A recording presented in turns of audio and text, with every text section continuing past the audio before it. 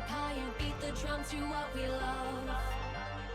Risk the fall, or we have felt it all come crashing down from far above. Stars are rising, countless worlds colliding, only one will take it all. Can we bring to fall the giants? Can we make the final call? We are the ones to ignite the darkened skies, the champions of the world that we defy. A solo ride of the few who rise up high, and we all fight at the last light.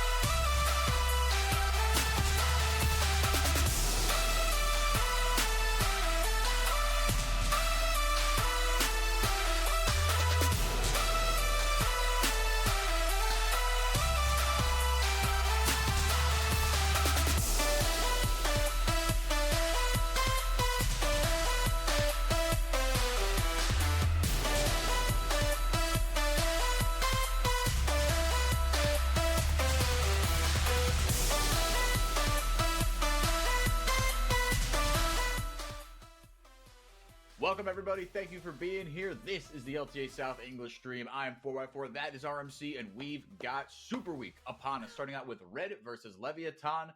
RMC, the rock fight begins.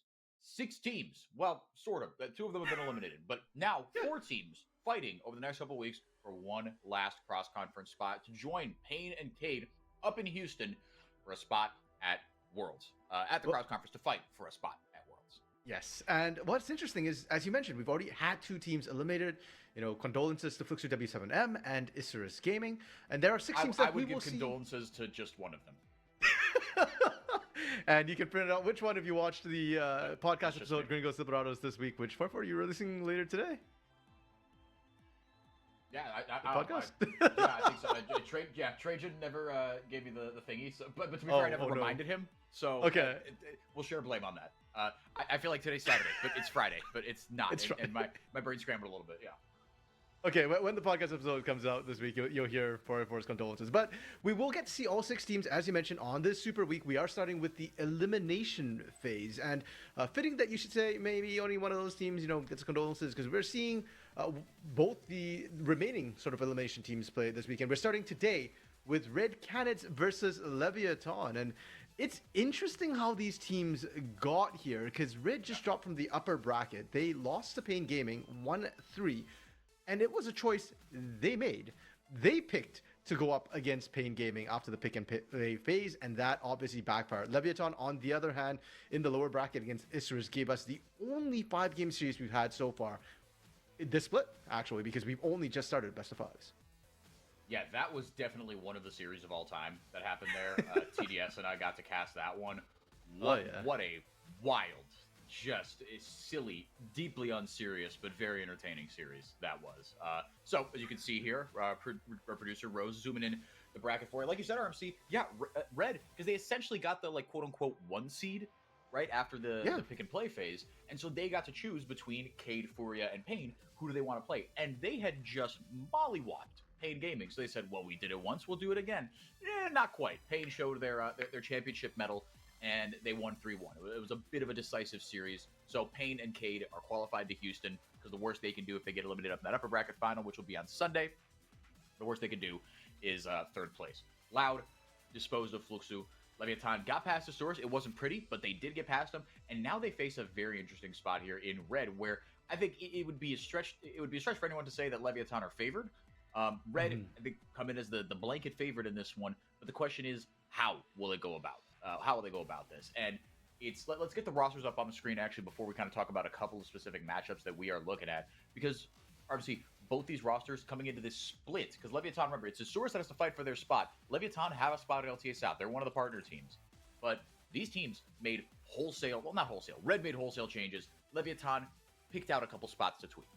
Yeah, and we'll start with Leviathan since they're on our screens right now. Leviathan, this split, made the big change of their mid laner, bring House back in. And if you followed CB Law in the past before it became the LTA South, you'll know House. House was actually one of the sort of top off-season prospects every single split, and people paid the bag for this guy because mechanically, definitely up there. Problem is, he became known as a bit of a playoffs choker. Thankfully, we're not in playoffs, we're in elimination phase. And exactly. Genuinely, we meme about it, but House's stats in this elimination phase have looked day and night from his pick and play phase, and he's been looking better and better as it goes on. So, does feel a bit of an upgrade for Leviathan having brought House in a little bit. Their support top lop coming in from the LRN is the other interesting sort of change that they made mechanically. I didn't think he was going to be able to fill Prod's shoes. And in lane, sure, Prods has had better times in the past, but not this split. Prods is struggling, and Top Lop is not. And Top Lop's macro plays, I think, has helped Leviathan, especially in their series against Isurus. Watching him work with Scary, I feel like was a big part of how they won some of their games. And look, I'm not saying it's clean. I'm not saying Leviathan is a macro team, but I am saying the roster changes did kind of work. They did, and if nothing else, I mean, Leviathan seemed to have developed an identity out of this, and we can get into more of what that ends up, what that is a little bit later. Let's get Red Canids up on your screen as well, though. Let's talk about the changes they made, because this one was this is going to sound harsh, but if you're a ball knower, you'll agree with me. This was the mercy killing for the old version of Red Canids. It was being kept on life support, being held together by barbed wire and sticky tape and chicken wire, right? And they finally made the change, and they brought up Rebello, Doom, and Kaze from a Red Kids roster that RMC, as you know better than anybody, absolutely dominated CD last split. Yeah, and it's interesting that, that's how we end up describing Red, because for the longest time, everybody knew Red needed a change to be the top, but it was such a struggle because Aegis had done so much work in the jungle role, and he felt like such the mainstay of the team, but Red eventually made the call, get rid of Aegis, and with Aegis gone, with Greftar gone, like you said, they promoted their Red Academy team, which dominated in split 1 of the Circuito Desafiante, which is the Brazilian tier 2. And we did see Doom split a bit of time with Aegis last split, but they did choose to finish with Aegis. Now that they brought in Doom, they also brought in Kaze and Rebello. And these two substitutes, you can see they're still wearing the Red Academy jersey in their photos. Kaze... Yeah, Kaze was kind of a no-brainer. This guy is like the mercenary. He's played the LOA, he's played LRN, he's played LRS, he's played CD. In the South, anywhere, if there's a league, he played in it. And he's done great in it. And he moved here into the LTA South, crushing it. He's looking like the best mid-South right now. And the problem is, he doesn't get to play Mirio. So we won't have a definitive, best, at least not till potentially later in this elimination phase. And that's why I personally would love to see Red kind of move on. Rebello, on the other hand, he's a straight up and up rookie from Academy, no tier 1 experience whatsoever. But my goodness, forever, we talked about this. So many promotions in the AD carry role, especially here in Brazil, they get promoted, they die because that role is so incredibly competitive. Rebello's come up, and not only has he done well, but he's done well to the eye test, which I think is the hard part here in the LTA South. Like Morteus, statistical monster, but people slept on him for 2 splits. Why? Not flashy. Rebello comes up with Rossi. They've got a good laning phase, and they've got a great teamfight phase. Yeah, and like you said, the wealth of talent in Brazil for AD carries is so broad that if nothing else, you see guys struggle for a bit, right? Maybe not just straight up flopped, but there is a betting in period. Morteus, who he came up extremely high. And how many? I mean, so many guys, right? Juliera comes to mind, right? You could build a whole graveyard littered with the corpses of young, Brazilian AD carry talents that once they made the jump to tier 1, their careers just immediately changed for the worse, right? And Juliera is the poster child for that, unfortunately, right? And then he kind of slummed in tier 2 for a bit, and now I think, he's not even in tier 2, right? He's in tier 3. Juliera is not in tier 2 currently. Yeah, and there's we can talk about Tuno, for example, Ninja, Kiwi. Heck, even when IU first came up, he didn't even come up as an AD carry. He came up as a support first to find a role, and then kind of flipped over there. So yeah, watching all this talent come out from Red Academy is absolutely gorgeous to watch. Now, fun fact, an interesting fact, and the reason why, if you do follow the LTA South sort of Twitter, or LTA Sul Twitter, the Portuguese side of it, they've been really hammering in the mid lane as the key matchup. Kaze versus House. Kaze, coming up from tier 2, not as well known to the Brazilians, but to the LA side, they know exactly who this guy is. Compared to the more veteran House, he is a veteran at this point. I say veteran because I still remember when he first came up on Renska. But yeah, sort of the newbie versus the veteran. Well, this is not the first time they're facing off. They have faced off in CD before, and it did not end well for House down in tier 2. No, it did not. And let's think, Kaze, right? He has tier 1 experience before. He's played in the LLA in tier 1, and so he's had a career that has been slightly shorter than House's. But talk about similarities between both these players.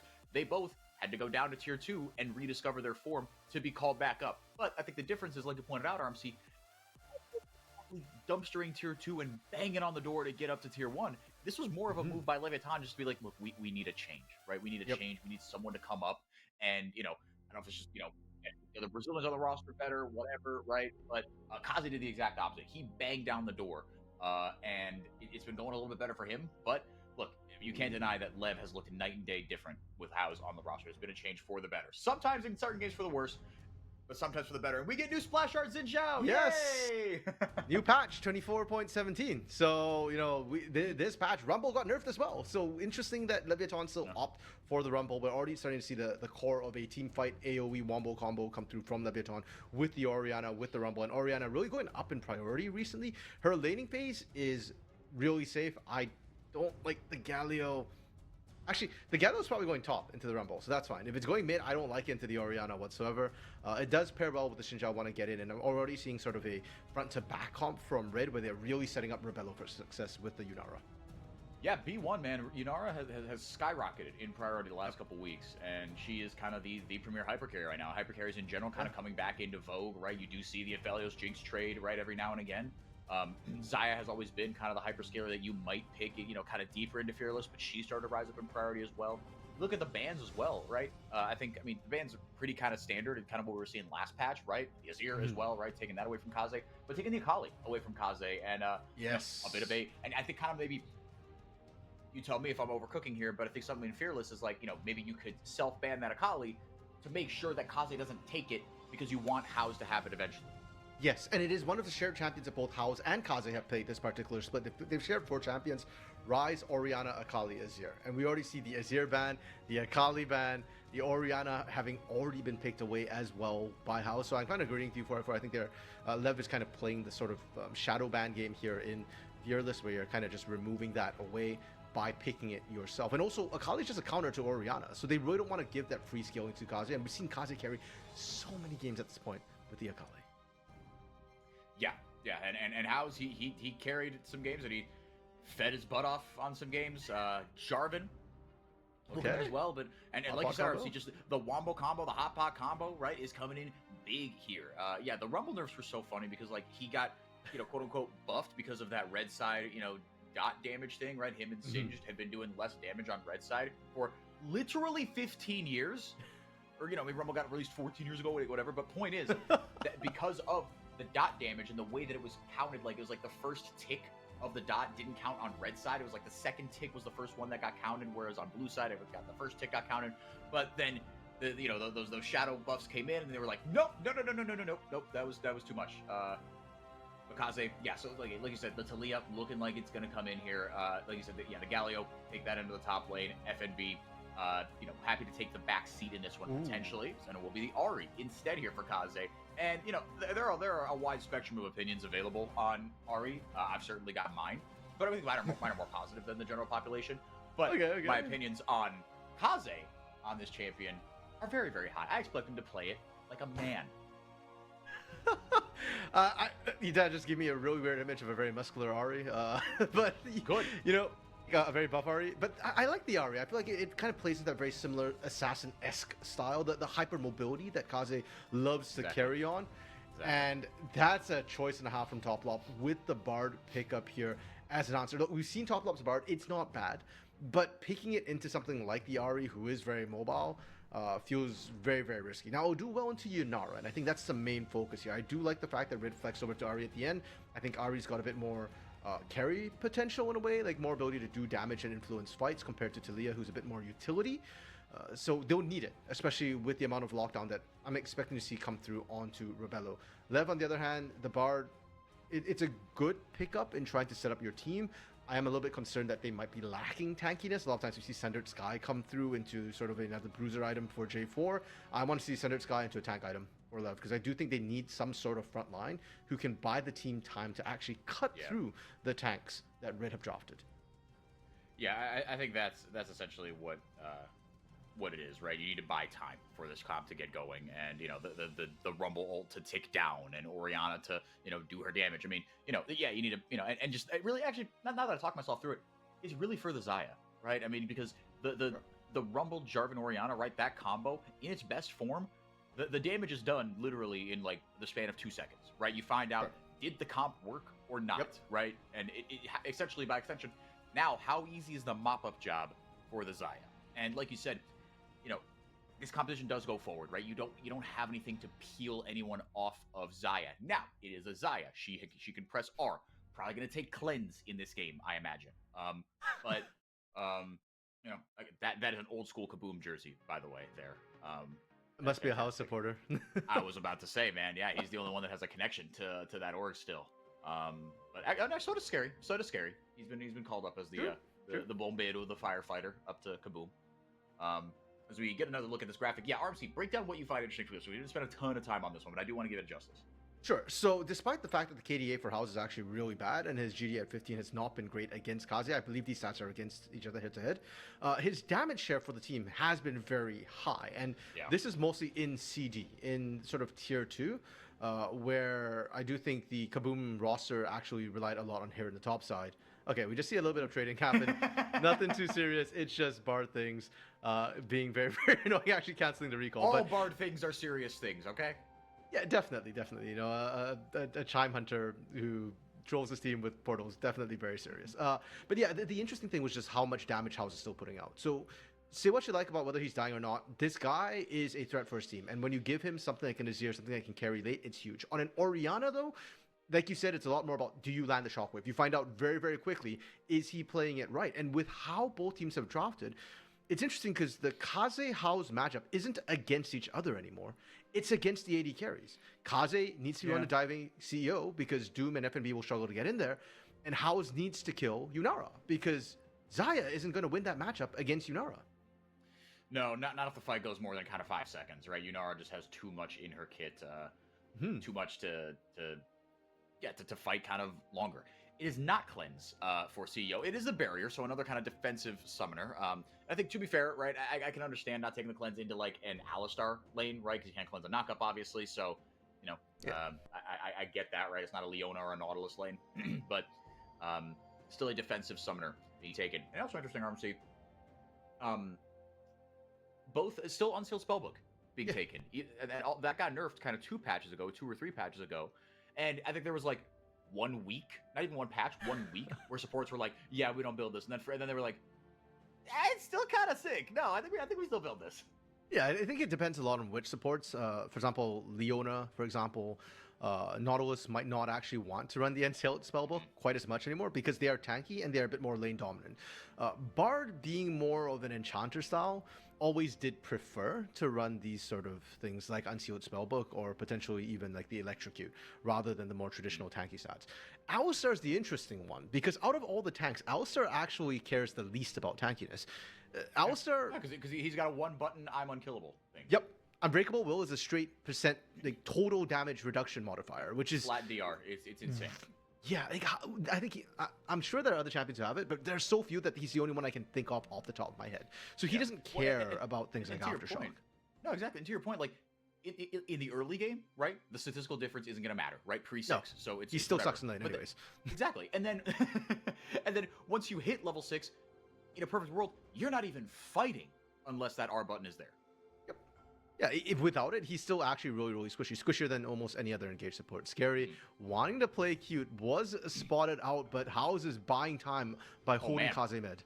Hey, yo, Kaze missed the charm. The Q goes out. Wait, Kaze just, oh my goodness, gets the flash out. If he was in range for one more empowered auto there from the Orianna, maybe that would have been a different story. I'll flash it. Kind of showing up to help. I was going to say, he might actually have this. Oh, flash away! Got the flash as well. Doom with a massive first blood on the House to get the series going. What a weird situation. So generally, between Kaze and House, people were expecting Kaze to dominate this particular matchup. I want to highlight, House won that. House won the first 1v1.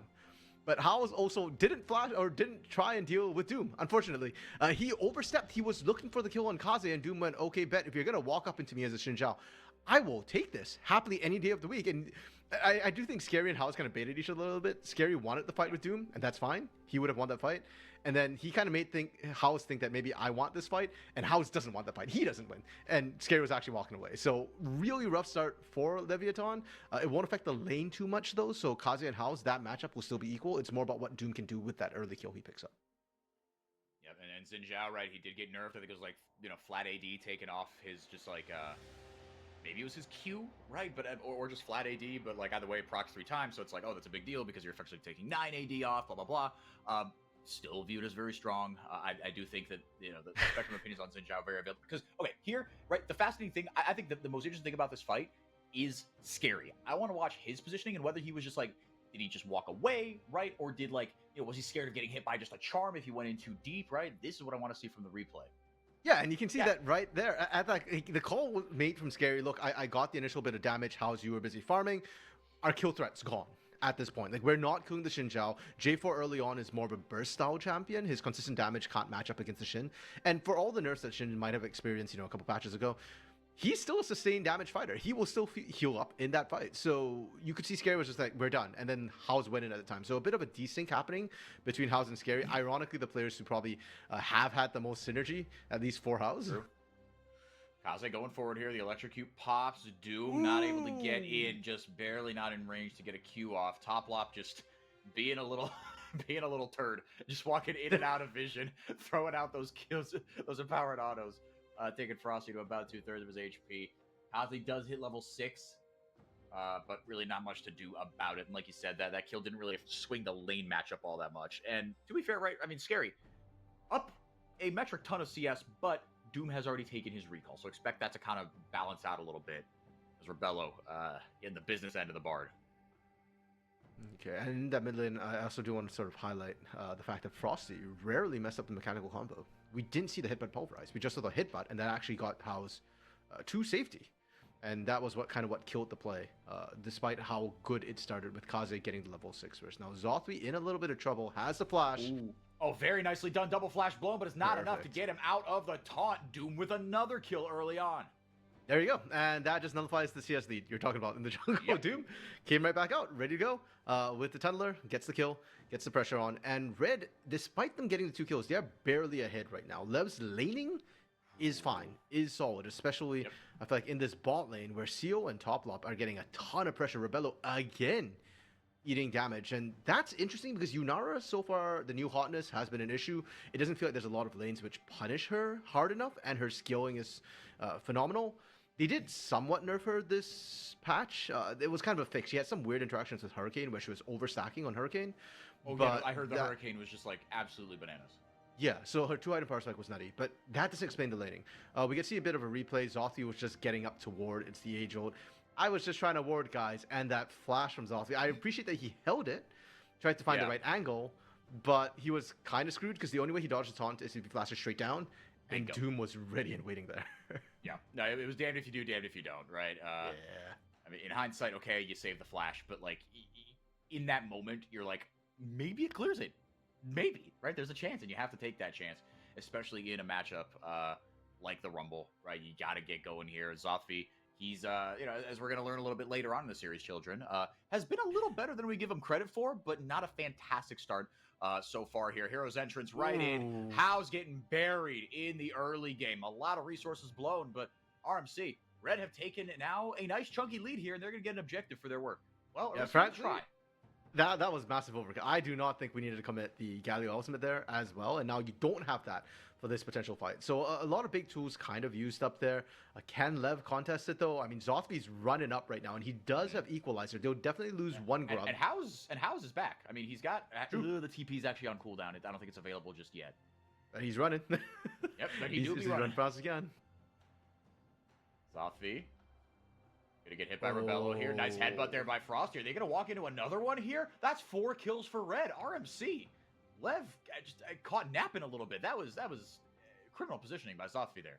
It just feels like Lev are not on the same page. We've already seen Scary and House not quite connect properly. And same thing with Zothwi. Zothwi showed on the wave. He was taking the minions. So when Red backed off, the call must have been made by the team that, hey, Red is not at grubs. They moved downwards toward mid, and Zothwi just kind of stood there. And now the problem is, sure, Lev gets 2 grubs out of 3, despite Red starting it. But what do you lose? You lose a kill, and you're losing plates on this bot lane to Kaze, to the massive carry. And who's responding to Kaze? Nobody. Nobody.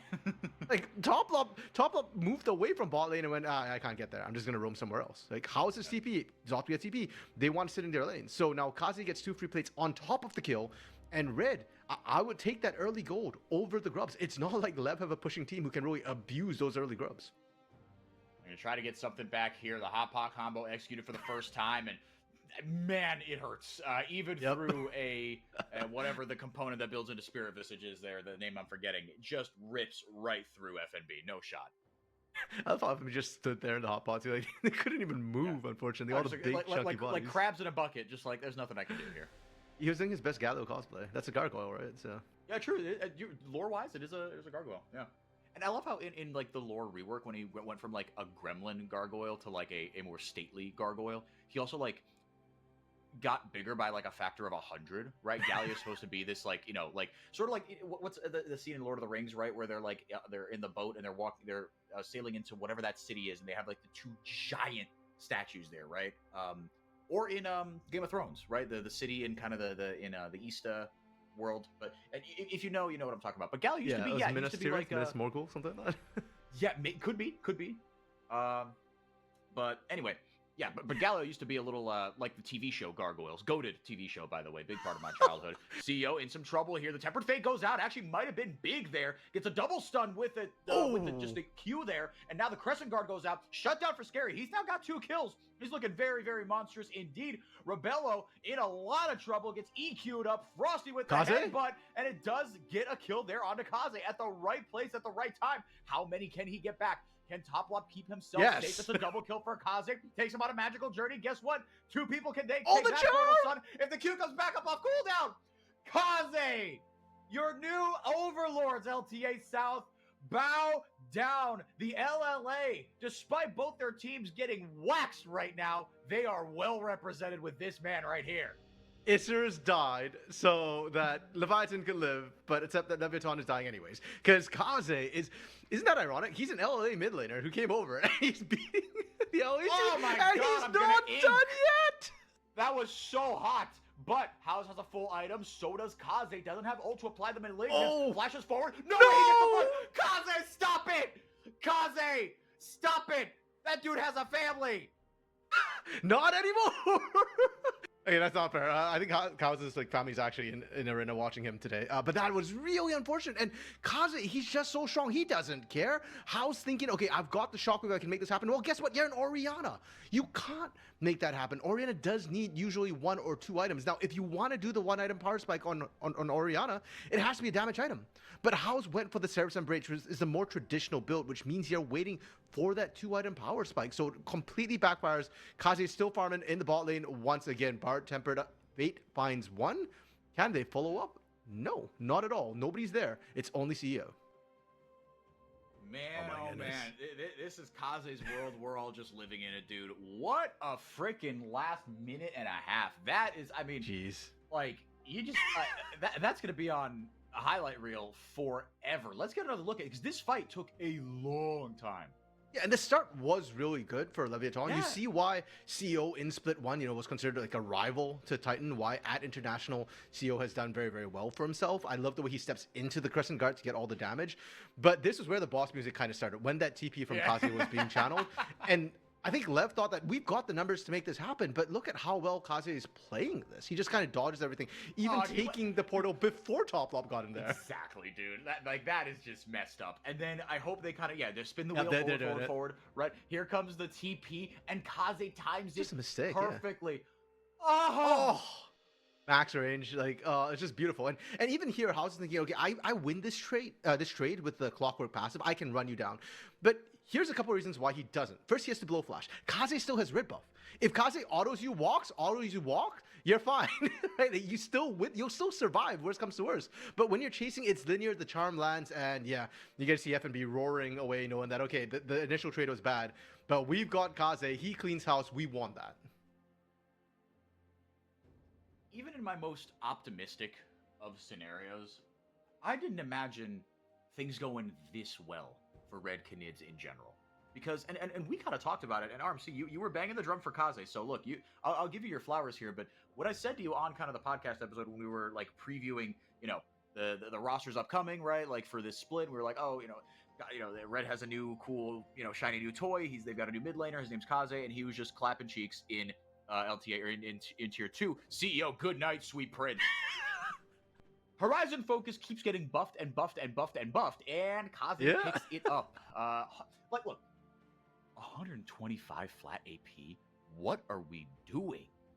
Yeah, and that's even without the modifier that, when Charm lands, you do more damage too. And that's exactly what we're seeing happen. For you're saying that you're giving me a platform to talk about Kaze. I don't need to. Kaze speaks for himself. Look at how he's playing, right? As soon as he shows up, if you're squishy, you're dead. And remember what we said, the one gripe I had with the Leviathan roster, or pardon me, not roster, their draft, was they don't have a tank. So who's dealing with Kaze right now? I'd love to see Scary's build, because, yeah, sure enough, it's just a Sundered Sky. He doesn't have he's not going to survive Kaze either. Yeah. Yeah, no, it's, that is interesting. Zothi's got himself an item, but... Yeah, no, to wrap up the point on Kaze here, 5-0-1. Yeah, because, there have been so many mid laners who have come up and off the back of rampant success in Tier 2 and got chucked into, I think, to be fair, like not the greatest of situations sometimes, and I think that's maybe the lesson to take away here, right? Is about roster building as opposed to maybe talent evaluation, although it is both sides of it. Kaze has come up and been the best case scenario, like easily, maybe more than the best case scenario that I thought. And additionally, just again, the supporting cast around him, because Red has not exactly been known for like being the model of stability, right? In CB LoL, since since they kind of became a franchising member, right? Even when they were winning their titles, it wasn't always like super simple or super pretty, right? But since 2023, it's been a mess at Red Canids HQ. Tower goes golden, very nicely done. At a boy top lop. Yeah, unfortunately for Leviathan, it's good play from top lob. Red doesn't care. The Herald was always, they knew they're playing against a Bard. It's just a distraction for them to look for the Dragon instead, and that's what they ultimately went for. As we see the mid lane matchup populate, 2,276 gold difference. If I recall correctly, the graphic earlier was like something closer to 300, 400, 500. This is pretty much half the gold gap between the teams right now. Mm-hmm. Yeah. Yeah, no notes. I mean, you look down there, right? I mean, that 2.7K, you'd think, oh, we're at like 36, maybe 46 minutes. Nope, 17 minutes. That is the clinic that our sweet baby boy Kaze is putting on right now. LLA fans, I mean, you should be really, really proud. It's a shame he's not representing an LLA team for like the full, hermanos, manitos pride right now. But like, man, is this ever cool? I mean, this kid he's something special, man. And again, he has tier 1 experience, right? He hasn't been international, I don't think. But he played in LLA in kind of 2021 and 2, had to go down to tier 2, and gets called up. And man, oh man, talk about taking advantage of an opportunity. Red have something really, really special for a while here, you'd think. Sure, and earlier, you mentioned the fact that Red, as an org, at least in tier 1 in CB LoL, was not known as the paragon of stability by any means. Their team building was always really rough. Their coaching, my goodness, I still remember the whole Nelson thing that Red had, where it was like a bad relationship where they keep breaking up and getting back together again. But their academy team was the complete opposite. The Red Academy squad has always been good at developing and building talent. And as much as we're focusing on Kaze because he is such a huge carry this game, I do want to kind of give a spotlight to Doom and to Rebello as well. When Doom kind of had that on and off time last split, splitting time with Aegis, when Doom played, they were saying that the team dynamic was generally better. And Doom has his pocket Neferi as well, which when he's on that champion, he's a massive carry. Rebello, we were talking about in the pregame as one of the few 80 carries who find great success coming up from tier 2. Even this game, 2-1-3. He's still the secondary carry of the team, despite a bit of that rough start that came through in the early gank. He's still a huge force to be reckoned with. And if they get a team fight, I have no doubt Rebello will be putting up some Kaze-like numbers as well. Well, I mean, it's just like this comp is pretty front to back, right? It's not like you don't have a like capital T tank because FNB, he's going phase rush, right? He's building, the Hollow Radiance into something else, right? He's not like a full tank, right? But you have that, and you have a, like I said, a Frosty on the cow who, when he hits R, turns into a tank, and you've got a Bruiser, right? But you have to, like, we talked about it. The matchup between Kaze and House in this game is not really against themselves. Hold up a second here. A lot of MR. That actually did a lot more damage than I thought it would. That shockwave there from House. FNB should be toast here. Can he buy enough time? We've seen this movie before. House's HP gets absolutely obliterated. And you see everyone just running in fear. To be fair, they probably know that more people are coming. Tempered Fate does nothing. Top Lop, a rare battle from him, but can't really put too much on him. That was just taken advantage of really well. Rebello picking up his 3rd kill of the game onto the Bard. He can land one more charm here. Maybe they can get out of trouble. Very nicely done. Mid-Cataclysm canceled. Kaze on a rampage. 6 kills for the boy. And the carry duo of Kaze and Rebello just ripping it right through them. FNB standing for fish and bait right now. He knows his job. He's just a tank, right? He starts with the, Hollow Radiance to go because he knows that, hey, I'm not about doing the damage right now. I will push on the side. And if they come for me, we get so much more on the map. And by the way, even if they didn't respond to that top side, if Kaze didn't burn that teleport, Red would have gotten so much more on the rest of the map anyways, because Lev has to commit multiple members to go after FNB, who is arguably the least important member of this team right now. Maybe you could argue that the support for Frosty, but generally speaking, FNB is just there for bait. And you can see he's just wasting time. He's just buying time. The moment Kaze starts to show up, they just have to back off. This was a 3v1 situation. And Lev went, no. We saw what happened in the bot lane. We know better than this. And they tried to run, but without that turret, because that turret on the replay is fake. There's no auto turret. there's just no safety for them. And the mobility of an Ari, she just chases you down. We come back in just to watch Kaze farm another champion. Man, oh man. And he's got 3 items now. He picked up the Crypt Bloom. Just, I mean, he's so far ahead of House, who has had a rough game, but, like, not even, like, bad decisions necessarily by him. Maybe one overextension you could point to in the mid lane, right? Getting killed, but, like, this was just like the worst case scenario, right? Like that fight in the bottom lane is where the game broke open, and I think, and again, with the greatest respect, trying to put my caster hat, taking my caster hat off here, that's when this game, ended, quote unquote. It became a completely different ballgame. It's, oh no, now we're in like real big trouble, because not only will Rebello, if we let this game go on, right, and give ourselves a shot, Rebello's going to turn into a monster. But Kaze, he had a Dark Seal coming into that fight. He's going to have a Magi, right? He's 702. And that's what I was saying, right? Like, before that fight broke out, both the mid laners, right? Their primary targets are the AD carries, right? Especially as we get later and later into this game. But Kaze's performance in this game up to this point has completely changed that calculus. Yeah, and by the way, while we're talking about that, Dragon and Atakan just went down to red. Does it matter? No, because they're just checking boxes right now. The important thing is, what can Lev do? And I'm glad you kind of bring that up, because for Lev, hold up, Doom's fine. Yeah, Scary can't fight him 1v1. No. Doom has a level lead. But that's kind of the case in point right now. For Lev, look, we talked about it in draft. What does their comp want to do, right? It's a big AoE wombo combo. It's a big team fight composition. Have we seen that from them this game? They've gotten 4 kills, and we did see them get one hotpot combo topside on a gank, not even a team fight. But they can't team fight now. Zothby isn't strong enough. House is not relevant, and CO is burning out on cooldown pretty much. Or whenever Kaze shows up to his lane, CO has out, and that means all the damage tools aren't available. Yeah, that barrier better than cleanse. I'll give CO that better call with barrier than cleanse. True. Oh my goodness, he's like a burglar, dude. He just busts in through the window. Like, holy moly, that startled me. That spooked me. I'm getting images of that macho Ari again. Like that's the Kool-Aid man design, just busting through the wall. Yeah, with the Michelle Obama triceps, man, and like the massive the Ilona Mara thighs, man, built like a freaking I was thinking the house, Williams sisters, like both of them at the same time. Yeah, literally, yeah, both of them just smashed into one.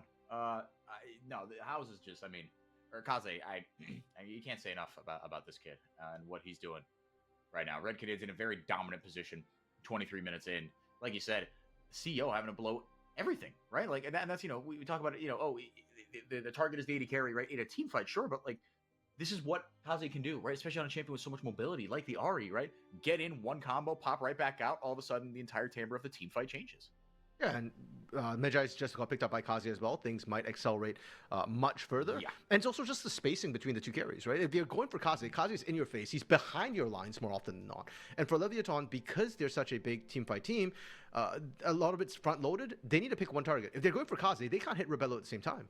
And Rebello will still rip them apart in a team fight. And if you're going for Rebello, then Kaze's ripping you apart. We've already seen Kaze empirically win 1v3s. Winning a 3v5 would not be a hard task for Red with Kaze. So which carry do you go for? Damned if you do, damned if you don't. For Leviathan, I'd like to see some fight. I'd like to see them at least try. Like, just group up and just go on a single target. Even if you're burning like all your teamfight tools on just a single pick, that's fine. Especially if you can get Kaze. That's still a 700 gold bounty with 10 stacks on the book. If you have to throw everything in the kitchen sink to take that down, do it, because it's a small bleed compared to sitting back and letting Red take over the map, take Baron, and eventually end game. Yeah, no, as things stand right now, right, like you said, it's going to be one Baron take and then goodbye, Sweet Prince. Zothby has picked up the AP Black Cleaver, the Bloodletter's Curse, having a quiet game, unfortunately, on this Rumble. I wouldn't even say a bad game, but again, got counterpicked. Good on Red and their coaching staff for flexing that galley up to the top lane. FNB playing really nicely on this pick, but just like even if this is how the game had gone for Zothby, right? If Kaze had like a normal kind of 102 or 202 game, right? Then we talk about this a lot differently. But this is the Kaze game right now. It doesn't even matter. But like you said, with that Bloodletter's Curse now, you've got a shot, right? Because this is purely offensive build for Kaze, right? He went with the Electrocute, right? The Crypt Bloom is like the one lowercase d defensive item you got. It is the more defensive version of a still extremely powerful item, right? And the Horizon Focus, the Shred, obviously, and then the Medjai's.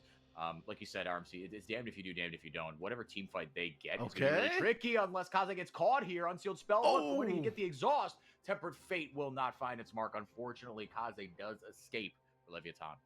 But I appreciate that, Furfor. That's what I'm talking about from Leviathan. Yep. They need to try and make those plays happen. Now, the problem is they only use 2 people. Imagine they had a 3rd person there. I think they actually could have burst Kaze down with just the CC that Shockwave had provided and before Kaze could get away. Now, if the game was more even, that pick onto Kaze means Lev gets to move into Baron, gets to set up and potentially threaten. Because they're so far behind, it just forces Red back, and you can see the vision that Lev is getting down is almost instantly being cleared away. And for Lev, it's kind of net neutral at the end of the day. They have to reset again to try and find that pick. They've got to wait for those ults to come back up. Tempered Fate, Shockwave, those are 2 very big teamfight tools, especially the Tempered Fate when you're in a Baron Dot situation. That's already halfway off cooldown. How's Scary gets caught, flashes away right into a wall. Good night. That is Baron, you'd think. Yep. Yeah, and CO getting chunked, pretty much that's just guaranteed that that's onto Baron. Lev can't even go for the Hail Mary without Scary, because Scary's not only the jungler with the smite, he's also the Cataclysm. He's the pot to hold the hot. And if you don't have the pot, everything spills everywhere. It just doesn't work. So Lev, I don't know what they're looking for. Top lot wandering in there. Maybe he tries to go for the smite with the Unsealed Spellbook. I don't hold up much odds or fancy that his chances in that.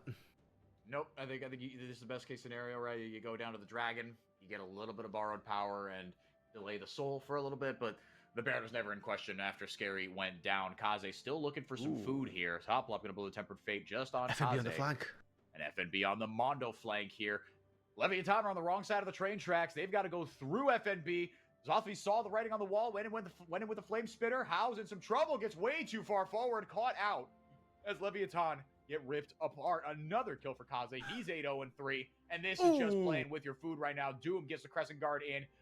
Charm lands, but doesn't really matter. FNB in with the hero's entrance. Top Lop next on the menu. 16-4. It is a 3-for-0 off the back of the Baron. They lost the Dragon, but RMC, that does not matter. No, they're just going to push it. They still have all 5 members up. Kaze TPing into the mid lane to go pushing with Doom, with the minions for Bello, with FNB down bot as well. And with 20 seconds on the clock for Top Lop and House, Lev have no response. By the time they respond, they'll probably be knocking on those Nexus turret doors. Yeah, like the respawn time. Again, it's 28 minutes in. These aren't lethal respawn timers, but in this scenario, they are, because you have Kaze who can clear a wave with essentially 1 Q. You've got the Baron up minions, on the back of it. You've got the ability to push 2 lanes against 2 champions. Inhib down. Another inhib will go down here. And 1 charm lands, and the entire game changes.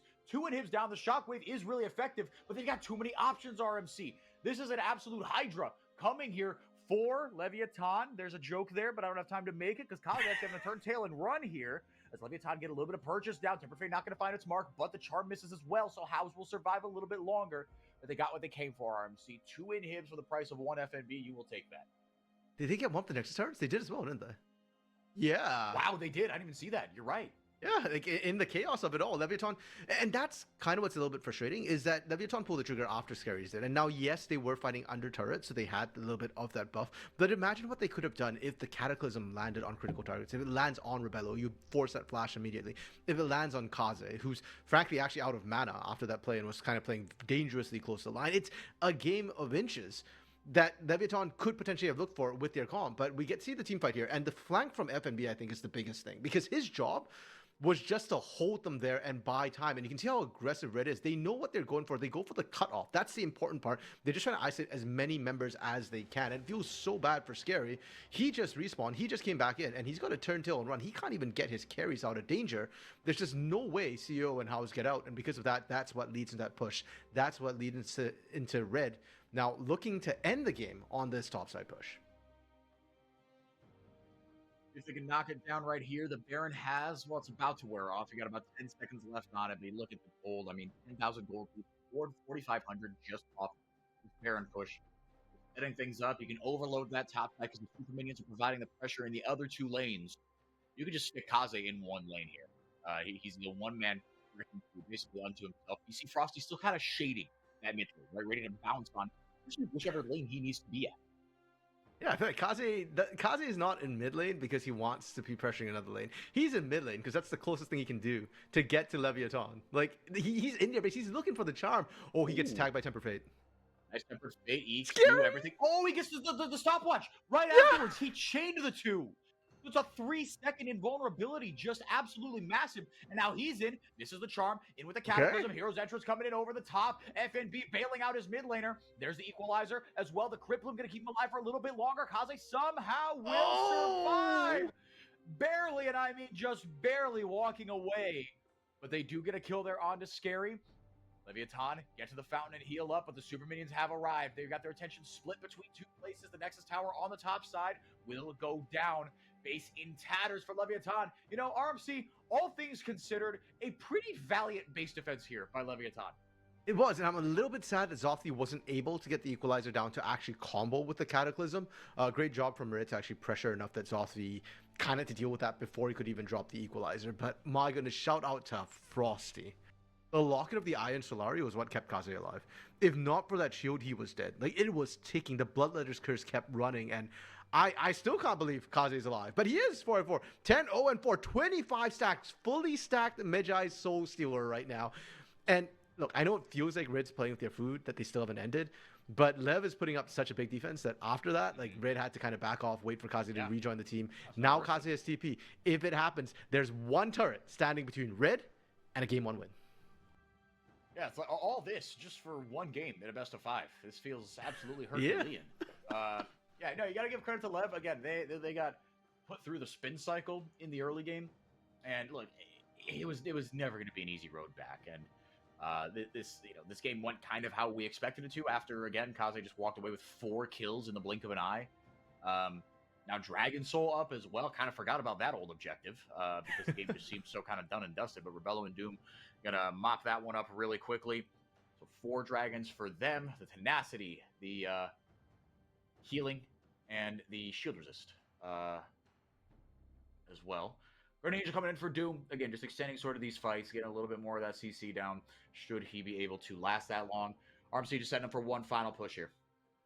And Red have so many options, right? Baron spawning in 20 seconds. If they get Baron, they end the game. But because it hasn't spawned yet, they're just setting up an ambush. And if anybody on Lev gets picked, that's a signal for Red to just end the game at that point. Frosty posturing very aggressively. Very aggressively indeed. Top Lop going to get out of there by taking a magical journey. Kaze not close enough to hit the charm. Zothvi will survive, but he did blow the flash. Now goes forward with another charm. It doesn't land, but again, you throw the charm one way and you throw the Q the other way. Tempered Fate will not find its mark. Kaze blows the flash, but he's still got a couple charges of the Spirit Rush. Inhib has respawned RMC. Little green shoots of hope for Leviathan. That's about to be crushed by a big purple worm because Baron just spawned and you've lost Equalizer, you've lost Tempered Fate. Tempered Fate is key for Leviathan to try and set up safety on this. Their supers pushing mid and bot as well, and Top Lop gets caught. Yep. Frosty offensively playing defense. If Top Lop goes down, House trying to get a little bit done here, but he just runs away. He knows with FNB coming over the top. Zothvi, he's just dead meat. That's exactly where he will find himself. In with the Cataclysm. Scary just trying to buy time, be a little bit of a disruptor. CEO gets knocked up, gets the barrier down. Featherstorm out. Shockwave will be no good. Kaze gets Kaze sets up another one, excuse me. Rebello walks into it. Inhib goes down with the super minions. House just waiting for the inevitable at this point. This is where they're playing with their food. Rebello wants another kill, and he will have it. 7, 1, and 10 for the Red Scary, kill Kaze! Come on, just one. He goes down. 700 gold bounty. Congratulations. A shutdown for Scary, but the Nexus falls as Red take a dominant game 1 off the back of an absolutely all-time performance by Kaze. Flippin' G. And even at the end there, I appreciate that Lev went for it at the end. They knew they were kind of screwed one way or the other, so they threw the Hail Mary. And they did a lot of damage. You can still see the damage they're putting in. But more importantly to me, it just showcases Red's individual talent and mechanical prowess. We know that FNB is probably like one of the best top laner in Brazil to never actually have won in the region and never go international. Frosty was known for his mechanics. He was actually picked by Titan in the past to kind of replace Curry when Curry decided he didn't want to play for Red. And like we've already waxed eloquent on Kaze Rebello. But yeah, watching the team, that last fight, kind of break it down individually into a whole bunch of those skirmishes and duels, just highlights the fact that I think Lev have a really tall task in front of them. Like, not only macro-wise, but just micro. Can you match the hands of Red? Because this game, as well as Red played the macro when they got the lead didn't come from macro. The lead came from micro. And that one fight that went very, very poorly for them. So for Lev, I almost feel like they're going to be scared going into game 2 a little bit with how to play the early game. Do they start looking for ganks? Do we see Scary just kind of default back to a farming, scaling jungler? And if he does, will Doom let him farm in peace? My money says no. No, I mean, if you're Red, I mean, you talk about Lev kind of coming in with, maybe a little bit of a more reserved attitude, and I think that would be almost the worst thing for them, right? I think they've got to kind of fight fire with fire. Red still have kind of cracks in the armor, right? And Lev do have some explosive players, right? CEO, he's got that dog in him. House can generate a lead out of nothing, right? He's a good enough laner, right? You put him on a certain champion, right? If you go blue side here, do you just yoink something like that, Akali, right? It's rising higher in priority. It's not just like a super niche, but like it is strong enough to where guys who know how to play Akali can feel comfortable taking it earlier than you would think in Fearless. But on the other side, if you're Red, you got all the confidence in the world. You're like, dude, we have Kaze, right? It's fine. And they're playing really well together as well, right? Obviously, we've glazed Kaze to no end and rightfully deserved, but like, man, oh man. I mean, but again, like if you're everybody else, you're just thinking, dude, like again, the game plan is just going to kind of play itself out, right? Lev, I do think still have a stronger identity, but Red have maybe more different ways to win. I think that's kind of how I view it, and I think they're hitting their identity a little bit more often. RMC, going into game 2, any final thoughts before we send it to break? Yeah, I think I'm largely with you. I think a lot of it will come down to draft and the mid lane picks. I think House on the Orianna, we talked about how she's been rising up in priority, but she's ultimately a team champion. What I think we remember House most for is his Azir plays. But it's not just the Azir champion, it's the fact that he can be a playmaker. And he has things like the Yone, like the Syndra as well, who can kind of find the picks, in as well as the Akali that you mentioned. He's got other options to fall back on. And I'd love to see House on a bigger playmaker than an Orianna that has to rely so heavily on the team. So going to game 2, the mid lane matchup stands out more and more. We'll see where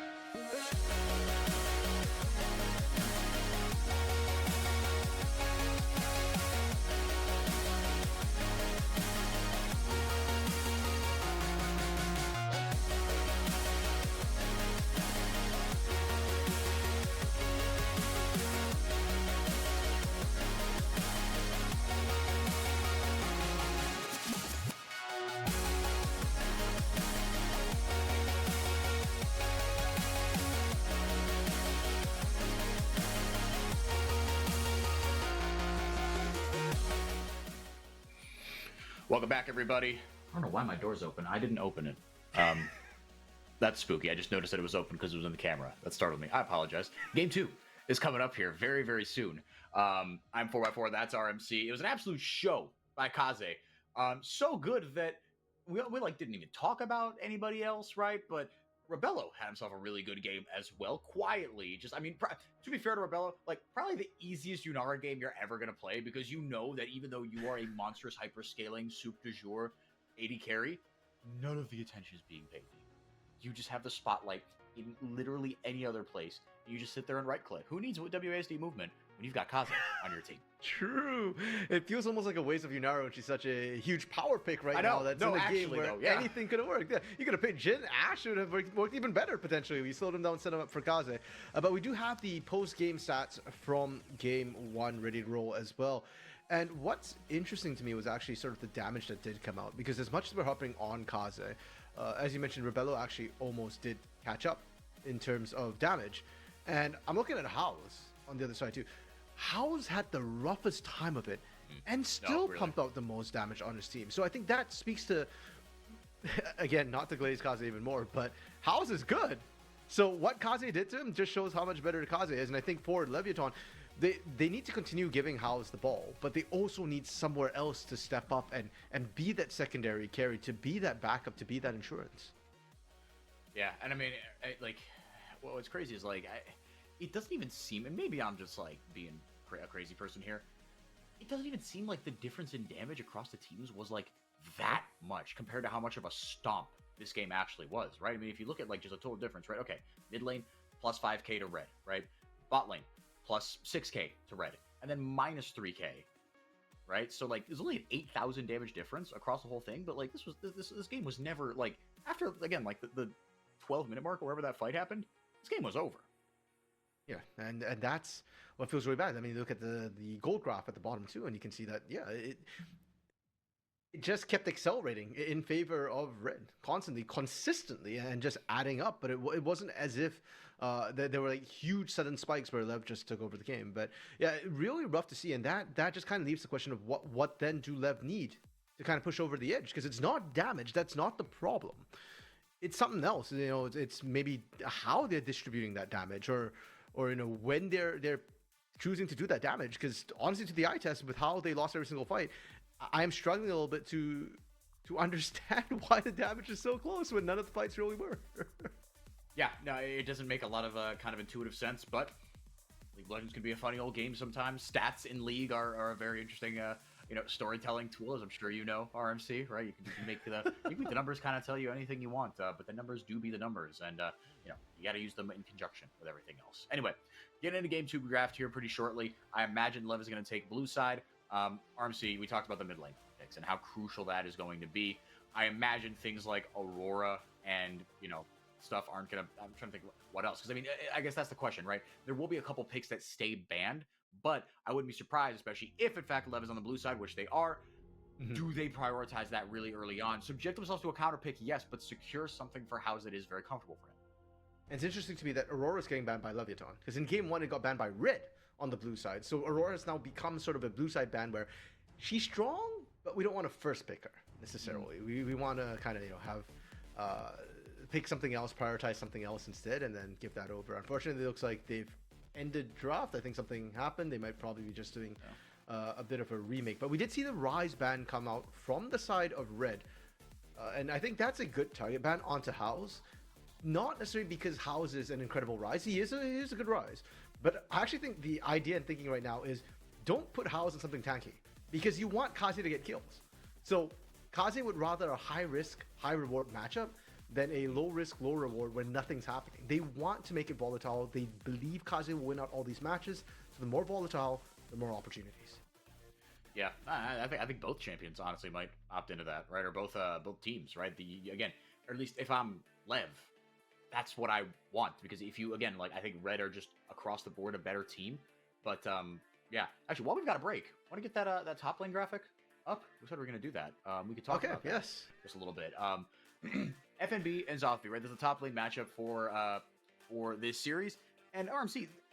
A lot of these numbers really surprised me, particularly the solo kill, but the KD. I mean, all of this. Yeah, and that's, I guess, when we talk about when stats lie. They don't lie necessarily, but sometimes we're not telling the same stories, right? Like, the eye test tells us FNB is better. The eye test tells us that FNB is a big carry who can flex into utility, whereas the stats seem to suggest Zothwi's actually getting more kills on average than FNB. He's assisting just as much, and sure, he's dying a little bit more, but he's participating in more kills. He's barely doing less damage, and Zothwi, 5 solo kills. By the way, that's the 3rd highest amount of solo kills in the league, behind, I believe it's Kaze, and I can't remember who's topping the chart right now. And that's tied with Robo. Oh, tied with So, Robo. yeah, it's tied with Robo at third. So that's kind of mind-boggling that Zothwi, this quiet utility player, has actually been doing this much work for his team. And that makes me think, if House can't get it done, if CO and Toplop can't quite match up in lane, Scary's not a carry jungler, the stats are telling us, whether we believe it or not, that maybe Leviathan's big hope is Zothwi in the top lane. It's certainly an avenue to play through. And I think, to me, the death numbers and just in general, kind of this is, like the stats don't lie, they just don't tell the same story necessarily. Yeah. I think, to me, my big takeaway is just how much results can skew how we perceive individual players, right? Especially in top lane, that can be a bit of a thankless role. Varus will be the first pick here. Again, this champion has been, tweaked just a little bit so that, the poke build isn't quite as potent, right? They want to make him more of a non-hit marksman, but I'm surprised to see him be one just immediately like this. I think he's still probably the 2nd strongest AD carry on patch after Yunara. The lethality build is still viable, still does a lot of work if the other team is not building any armor. Wukong putting paid to some of that lethality right from the get-go.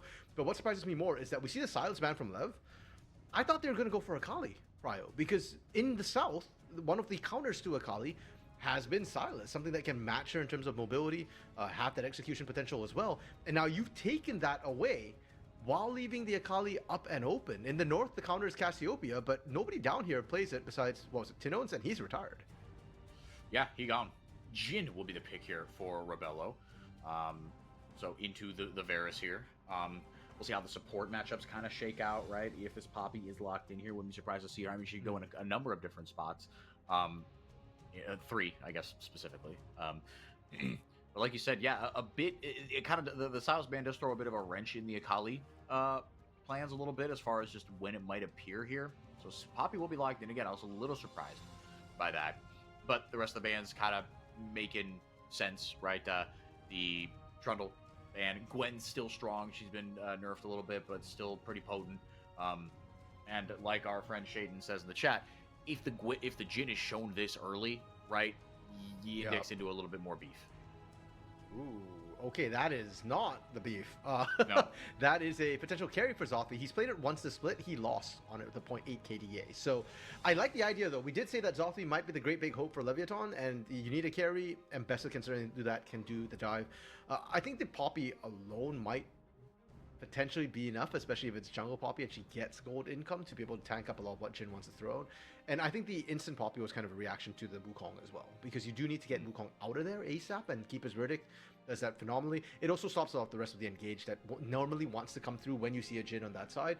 It's usually paired with a lot of divers who can kind of follow up and set up for the curtain call to be able to hold them in place or clean up. It does mean, though, mid laner is not picked by either side yet, so the Akali, I feel like it has to go on ban, no? And this time it has to come up from Lev as well, because Red get first pick. Yeah, let's see, right? Like you said, Red will grab their R4, and then Leviathan can slam their, I guess, support in mid, right? Maybe, right? We'll see if the Poppy goes down to the support role. Nico taken away, fair enough. Talia taken away as well are the first 2 bans. Let's see how the rest of this draft shakes out. The mid laners, conspicuously absent. Annie taken away. Yeah, I think that is absolutely fair enough here. Just a bunch of CC and setup. And there's the Akali ban. Hey, we've come full circle. Not going to let Kaze get his hands on that. Yeah, no, the Annie as well, I feel like that kind of tips your hand, right? Like, you're taking out the big tools that can stop the Akali from, running amok with just point-and-click CC or AoE CC. And Red, in a bit of a sort of answer back, it's like, we'll take away House's Azir. Ziggs mid. So this is House's response to the Azir. He's saying, I will simply outrange you. Shurima, your Emperor is short arms and cannot reach me. Little T-Rex guy. Yeah, the Ziggs, I was not expecting that. is really, really interesting. I don't think, remember, like, I'm sure House has played it before, just by virtue of him being in the league a while and we haven't seen him for a while, but, like, I don't know.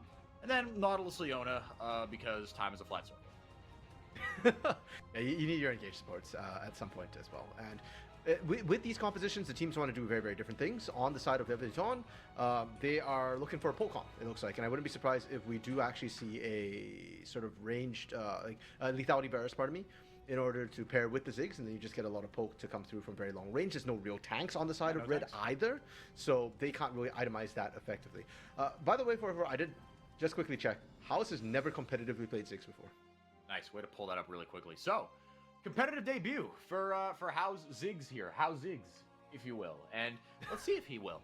Like you said, RMC, it is a poke comp here, essentially, for Leviathan, if they index right into a more early game, right, lethality build for Varus, right? It is still viable. I guess it's not as kind of oppressive as it used to be. But you've got range as well on the other side for Rebella, right? And then an engaged support. So both these lanes are going to play out similar-ish, right, for the bottom lane.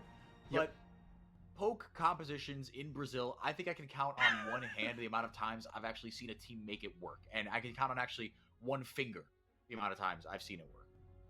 Is it Loud? No, Fury was the only team who was pulling it off, right? Yeah, I don't remember who it was, but I remember having this like brain blast moment of like, oh my god, this is the first time this has actually worked. I remember feeling that sensation only once. You know what? On the bright side, Leviathan isn't a Brazilian team. Yes, they've got 40% Brazilians on their roster, but they are an LA team, and LA teams, I'm going to be honest, I don't watch enough LA to know whether or not they can pull it off. At least on the international stage, they've done it. So, you know, fingers crossed that they're able to pull it off with the pole comp. I think Red has a much more traditional Brazilian style draft, you know, with the champions that want to go in, you know, like with the Renekton and with the Rel, diving in there to kind of cause chaos. And their carries with the Jhin as well facilitates that. The Azir is the only one where I'm a little bit unsure. It feels like it might not fit that style of the comp quite as much. Oh, that's sweet. Hey. But I mean, we've seen House look for the big Shurima shuffles in the past. I feel like Kaze might be looking for that as well. Kaze feels like the type of player, especially after watching Game 1, where it's like, anything you can do, I can do better, is kind of the vibe I get from him. So I'd love to see him, you know, play aggressively with the Azir. Is that the optimal play? No. Would it be the more entertaining play? Heck yeah. Absolutely. If there's one thing this region does well and has done well, it is entertainment. Also, shout out to Frosty for playing with a literal jacket on. That sounds like my worst nightmare. I feel like I would feel so like constricted. Actually, no. Well, yeah, he is Frosty. Actually, a lot of these players are playing with their jackets on. Yeah, I don't know how you. God, oh gosh, I can't even play with like long sleeves on. Like if I got a long sleeve shirt on, I have to roll them up. I just feel like no, like the sleeve is getting in the way. Like it's rubbing on like my right hand, and like no. All right, into game 2 we go. Red Canids on the red side and Lev on the blue side, so that'll be nice for my brain as the colors match up to the sides of the rift here. It is a gosh darn shame. Zooming out a little bit here. Again, this is jumping the shark a little bit, but roll with me for the sake of this discussion. It is a shame that one of Red and Furia are not going to make it to the cross-conference playoffs. Yeah, and look, I think most people generally expected sort of Leviathan to be one of the bottom teams, right? And the general consensus that Fluxu W7M is the weakest, followed by Isris and Leviathan. I think Leviathan has shown a lot of struggle, a lot of gumption with the way they've played, and that's why it feels bad that they are going to get knocked out.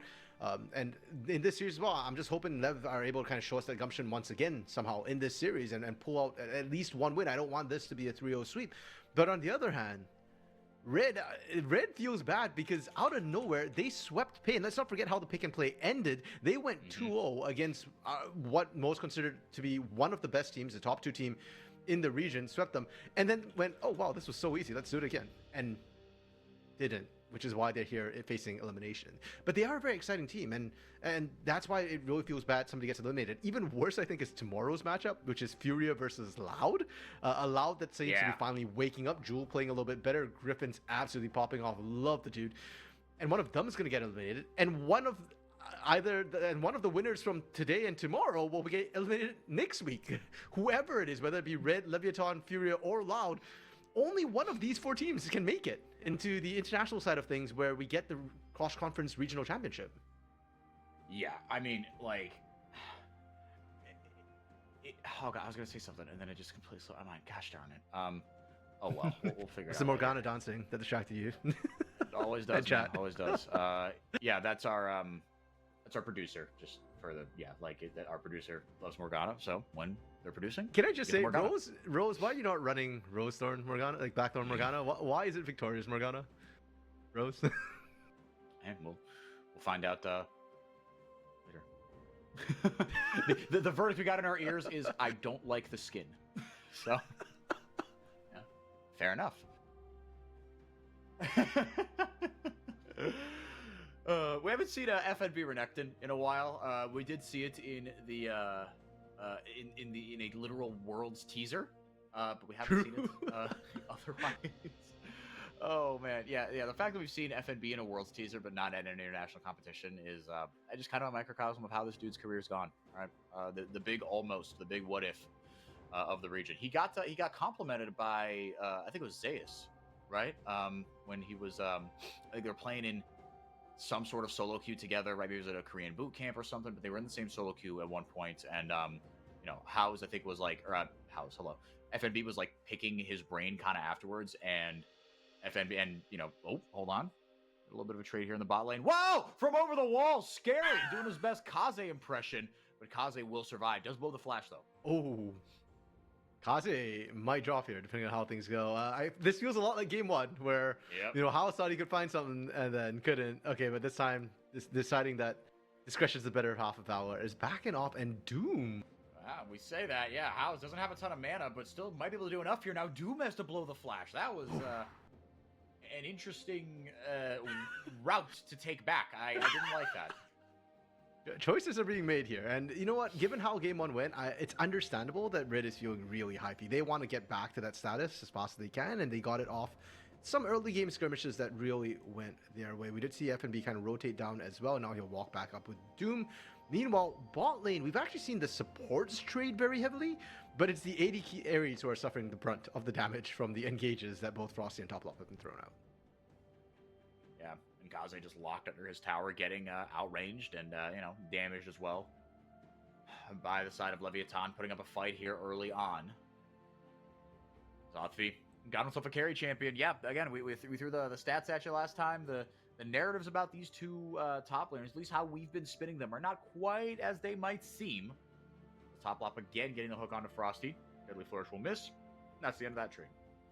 And that top lane matchup especially is going to be interesting. Renekton is stronger pre sort of one item power spike. Once Zothvi picks up the Eclipse, that's when you expect the Ambassador to start winning. But even once you kind of pick up the first item, a lot of it plays around the ultimate from Renekton. When he uses Dominus, he wins. He's winning that trade. So basically, as the Ambassador, you're kind of winning trade, all in, throw Dominus, back off, wait for it to go back down, and trade back in. That's usually how the trade patterns go. When we last looked up there, Zothvi was getting shoved in, but prior to that, every time we were looking up top, FNB was pretty much dead even in terms of health and pressure with Zothvi, which is not a good thing for the Renekton. And now with the items picked up, different hammers, the Phage versus the Caulfield's Warhammer, that's kind of see if FNB can really take over that lane, except we won't. Because Lev recognized it and went, well, we're about to play into Abessa's weak point, get her out of here. Lev calls for the lane swap. Yep, opting for that lane swap. FNB will be into CEO and Toplop, and then vice versa. That crucial level 6 power spike, like you were saying, RMC. FNB with the Dominus, he's a different freaking champion. Kaze maybe in a little bit of trouble here. Does not have the ultimate, but you know who does? That's House, and he does get it down. Toplop flashes in, and the Emperor's Divide won't do much. First blood over to Scary on the Poppy. Didn't have that on my bingo card. And Kaze, unfortunately, is not House on the Azure. Wasn't quite able to find Shuffle, wasn't quite able to find anything. He was playing very aggressively to set things up, and that's going to come back to bite him. One thing you have to remember when you're playing against the Ziggs as well, whether it be bot lane or mid lane, if you give Ziggs lane pressure, he can take your turret incredibly quickly. House already with the Lost Chapter, he's going to be able to just perma-shove this lane, and normally you're using that defensively to hold a lane. If you can use it offensively, it is so difficult to lane against that. Toplop with the roam back up here. FNB has Dominus, should be fine. Has Dominus and has Flash. Toplop was playing that kind of game of chicken of like, okay, let's see how close I can get to him before he uses Flash. Does land the hook, but like you said, with the Dominus able to walk away, but Red will take the Dragon in response. Yeah, we get a bit of a replay, and Scary with the same gank path.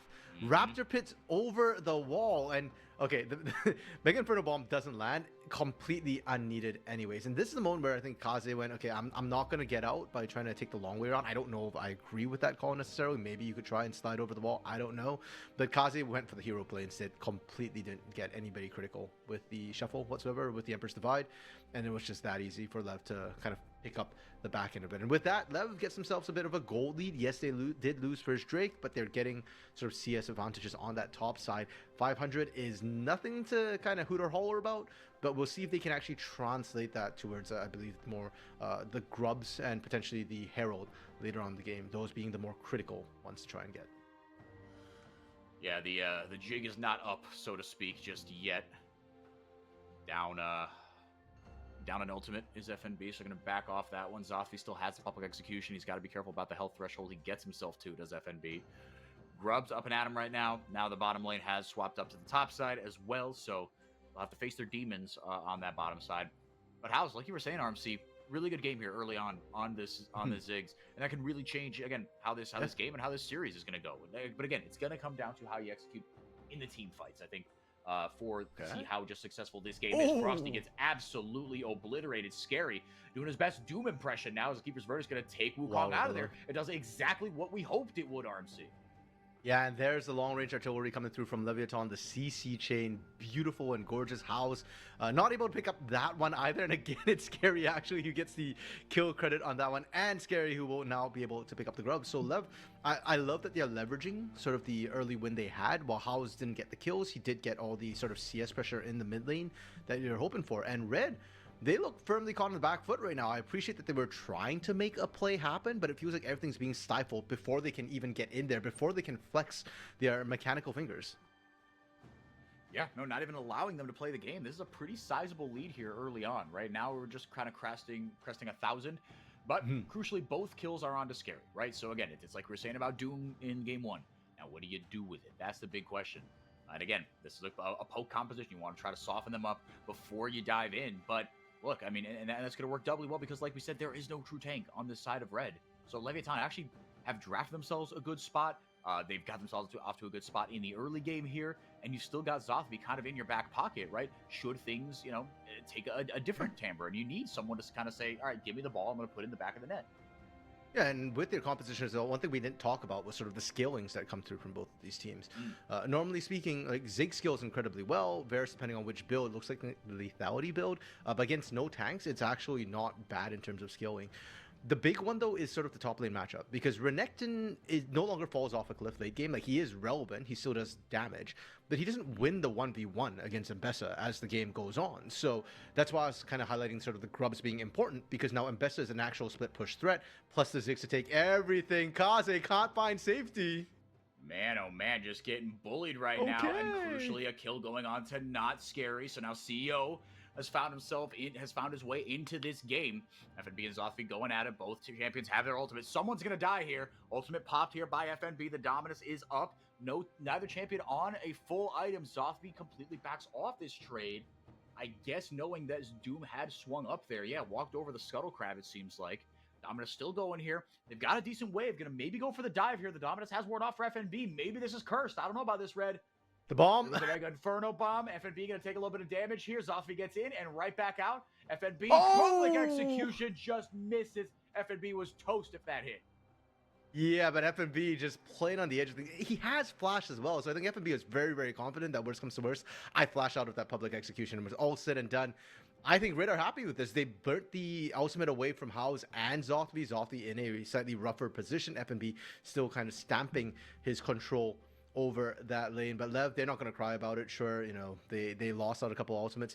They're still in a dominant position on this bot side of the map, and in terms of their ability to push and kind of get everything. House doesn't need that ult anyways, right? He's already winning the lane. Kaze getting poked out. Scary again. Yep. Oh, he doesn't get a stun. Thing does not get the stun into the wall this time around. Top level CEO not going to follow up as a result. But Red Canids not collapsing on their end either. Here comes the TP from House. He's got himself his first item, RMC. He's got the Blackfire Torch, Eclipse, Sundered Sky, and Stridebreaker also completed for Zothvi, Scary, and FNB respectively. Wow. the poke landing from CEO, stopping Kaze from getting the recall. Okay, this should mean that the Dragon should go the way of Leviathan, spawning in 10 seconds. Red are just not in a good position to try and answer that necessarily, but I'm going to be honest, I don't think the teams need to prio this Drake that much. It's only second Drake, it's a Soul Cloud Drake. It's nice to get, it's not the end of the world. Yep, they're going for it anyways. I was wondering if they'd actually try and push up on that bot lane, pardon me, even more and try and get the pressure and maybe catch Red in rotation.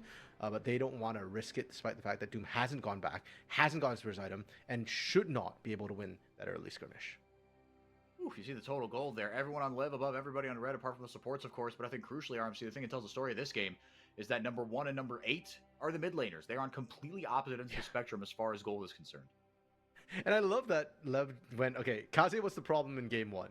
Let's get him off comfort picks, and Scary has been camping that lane. It's always a hex flash over a wall. It's to the point where I feel like Kaze is scared to just approach any walls where he knows he might get caught. And that's why he's not in mid lane anymore, because it's too gankable. They've left Rebello, who's equally gankable, but Scary doesn't care. Scary just wants to shut down Azir.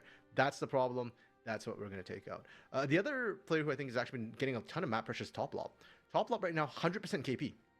On the roams, got the kills. On the bot lane, that catch onto Kaze was gorgeous from Toplop. And Toplop is a player who we don't think of as the most mechanical support in the region by a long shot.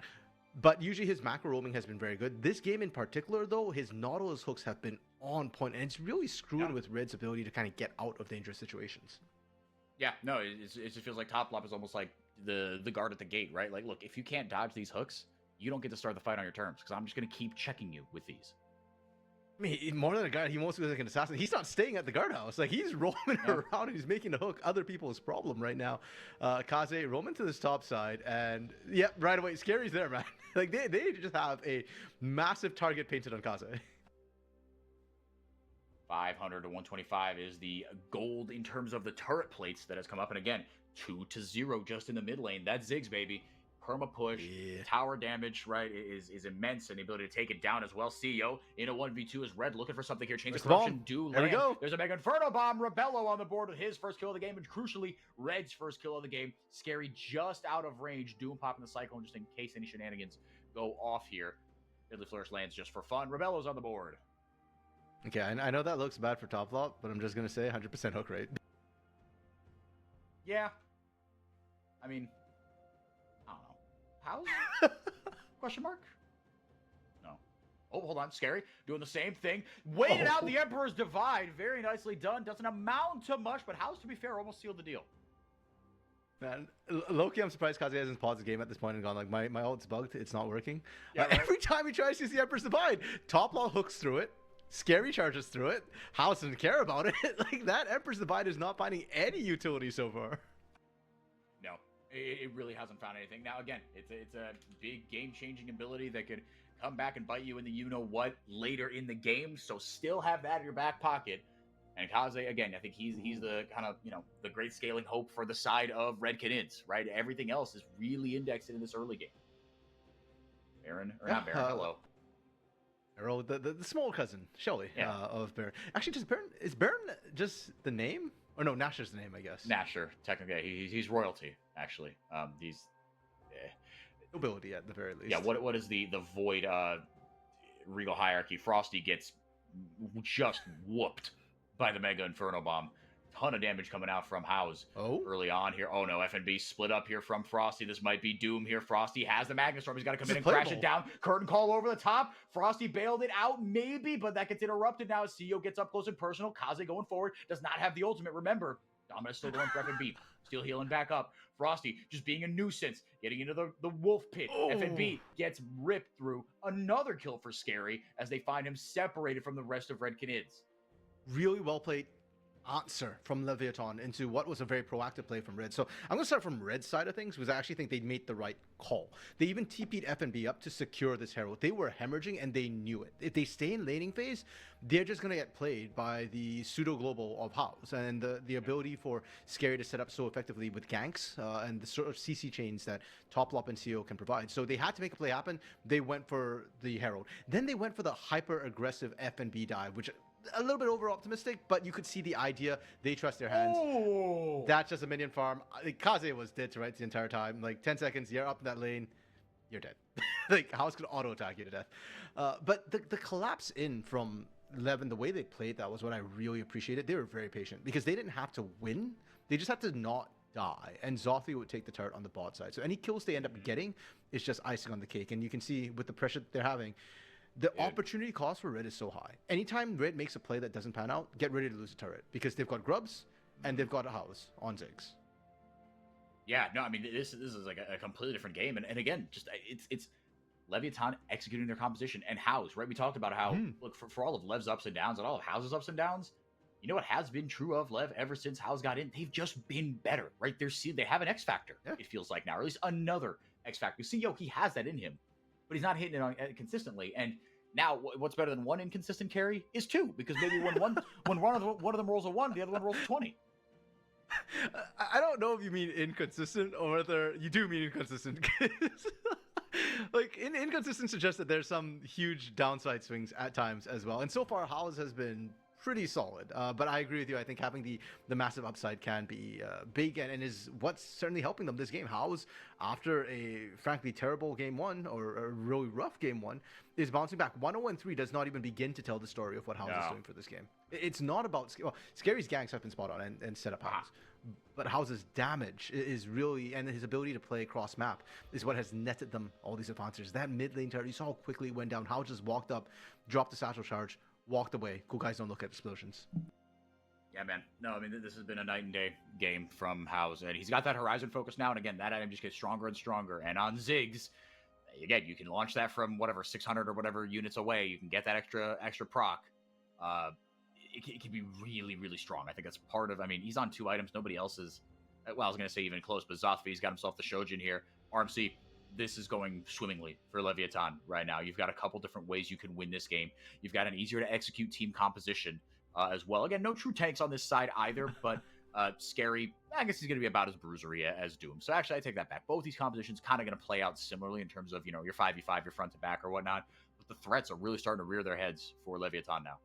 I refuse to say that a Pokemon is easier to execute in the South. It's just not. Sure, no, I guess I think like the team fight is a little bit easier, but even then, like I kind of talked myself out of it. So I was like, no, it's kind of the same thing. Keeper's Verdict goes out, takes Frosty out of it. That goes the threat of the Magnet Storm is completely eliminated, and House just having some one-on-one time with that top lane tier 2 as the TP comes in to try to save it. Here comes Kaze. Nope, not enough. Man, he's a demolition man. He's just annihilating everything on the Rift. House. What a difference between game 1 and game 2, man. We joke sometimes that players are playing PvE when everyone is playing PvP. But what you've got to remember is that kills don't win you League of Legends. Taking down a Nexus does. Demolition is the name of the game. Take down all those structures. And House is locked on to that right now. And I love it. Leviathan as well, I think correctly identify that, hey, do we need to fight for this dragon? Is that part of our win con? It's a Chemtech Drake. Does it help us? No, it doesn't. So let's not care about that. Let's go take more structures, set up for the more important objective of Atakan, because Atakan spawned on the top side of the map. So if you take the inner turret down on that top side, it gives you more freedom, it gives you more space, and most importantly, it gives you more fog of war that Red have to walk through, where you can set up a pick, because you still don't want to fight Red. Even with a 4.6k gold lead, it can get dicey, so why risk it? Yeah, no, it absolutely can. Kaze, again, he's still that late game monster carry. There's a lot of CC as well in this composition, right? If FNB can get into the backline, Magnastorm Cyclone over the top is really, really deadly. But now, with a 4,500 gold lead, and an Atakan looming, ready to flip this game on its head, this is going to be where we separate the men from the boys, if you will. CO, going to push out this mid-wave. The line of scrimmage RMC is just pushed so far back. It's like you said, kills don't win you games. Towers, vision, right? Map pressure. The Nexus is what wins you games of League of Legends. And Leviathan are by far ones that have set themselves up better to do this. Still 0 towers taken for Red. They are absolutely on the back foot. Maybe they look for some sort of flip here. I think that's maybe what they're banking on. Let's see, though. Leviathan backing off. Okay, there's the TP. Now, here comes the TP, like you were saying. From FNB. He's going to land right onto a satchel charge. Flashes right out of it. Does well for the Chain of Corruption as well. Blown on, trying to get the insta-pop onto FNB. Ravel takes away the blast cone, but he's alone. He's got to be careful. He does have the flash in the barrier. He's got to get over that wall quickly. Barrier goes down. He's just not able to use anything. Rebello! Wow, that's CC chain. I feel like that's what they wanted to do to FNB, but they couldn't. Exactly. But it's fine. Rebello's so much squishier, and now without Rebello, Red are still looking for the Hail Mary. They are still sticking around, and Atakan are where throws are made. How's? Ooh, Hal's got to be careful here. Throws down the minefield, able to flash away. TP coming in. As Zoffy joined the fight here. He is a force to be reckoned with. Gets into the backline, gets onto Doom. Will survive. Hal's going to get the kill on Akaze. I think that might be the go button there. Yep. Red turned the tail and running. Doom is very, very low. Zoffy able to get forward. No shot. And just barely Doom is able to walk away. Less than 30 HP. Atakan still not taken down. But Leviathan walk away the winners of this fight. 2-0. FNB still on the hunt, looking for CEO. Can he find it? The barrier is just barely enough to keep him alive. And a very, I'll call it a Pyrrhic victory for Red. And you might call me crazy. They lost too. They lost, right? But they stopped the Atakan. And I think that was the most important thing for Red at that time. The problem is they're still bleeding gold, and FNB getting caught out was not in their cards.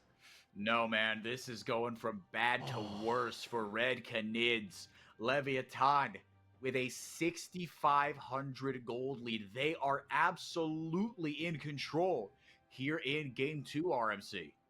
Yeah, and this time, I don't think they can stop Atakan. Like, I was willing to call a Pyrrhic victory for Red if they can survive and stop the Atakan, because then they can kind of look for it. And the engage, this secondary engage was kind of rough. They didn't kill House, and House has so much range. Yeah, he doesn't have mana. That's fine, but he's baiting people into him. Like, Kaze went in deep, and he's not an assassin this time. They needed Kaze alive because you've already lost your AD carry. With Rebello dead, it's Kaze who's putting out teamfight damage. If Kaze is dead, Red can't even stick around. They have no consistent damage left. And FNB sticking around after that was just absolutely criminal. They pay the price for it. Scary with the question mark, knowing like, hey, okay, we're going to leave that ward. We're going to hit that ward. So you can see us taking Atakan and know that there is nothing you can do about it. Yeah. Actually, I'm not going to say what I thought I was going to say. I've already kind of... Never mind. You've used your quota for the year? Yeah, I had my one. Yeah, Red Canids, they're not much they can do but sit there and watch.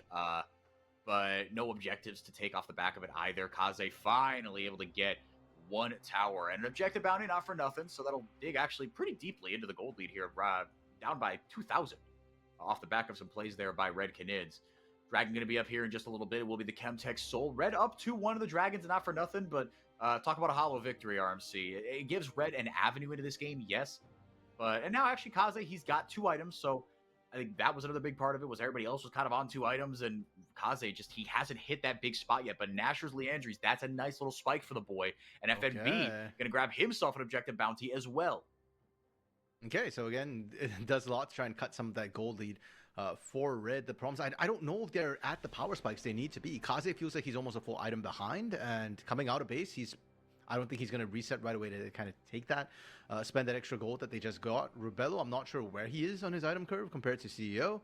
He's sitting on 2 items, but yeah, CEO, I mean, already has the Mirror Mana completed, which I feel like is a bit of a bigger spike than the Rapid Fire Cannon and Yomu's Ghostblade as well. So it just feels like Red is still behind the item curve on critical item power spikes. So 4,000 gold lead, how does Red come back into it? If they can find the backline, maybe they can do it. I don't think Doom has enough to take out House or CEO. Barring that, it's got to be a big objective. Atakan already went down. The other shredder is Baron, the good old Baron. LTA North throws at Atakan. The South, we still keep it at Baron. So that's where Red has to look at. But Lev is not giving them a chance. I love the vision control that Lev is setting up. Scary's sitting here, clearing all the vision all the way. They don't have pick vision necessarily, but at least around the Baron pit, they know for a fact Red can't see squat. Yeah, look, you've got to come to us and you've got to come in blind. And at the end of the day, that's all you can hope for with a big objective setup, right? If you do those 2 things, then the tilt, the balance of play, the field tilt, if you will, is very much in your favor. Is mid lane tier 2 going to go down? There's that threshold. Bonk. That is almost feels cruel because that almost didn't happen. But we've seen this just a few times now. 5-1 or 5-2, I should say, in terms of towers. Now for Leviathan, Zoffy has a TP, so he can get up there in just a little bit should he want to. Empowered boots coming through for everybody. House, though, is on his 3rd item, and that could be what makes all the difference here. Going to be doing pretty darn close to true damage there with that pen. That Horizon focus, again, Ziggs can proc that real easy. They keep buffing this item, and 125 flat AP now for 2,650 gold, plus all the other, shenanigans that the item does.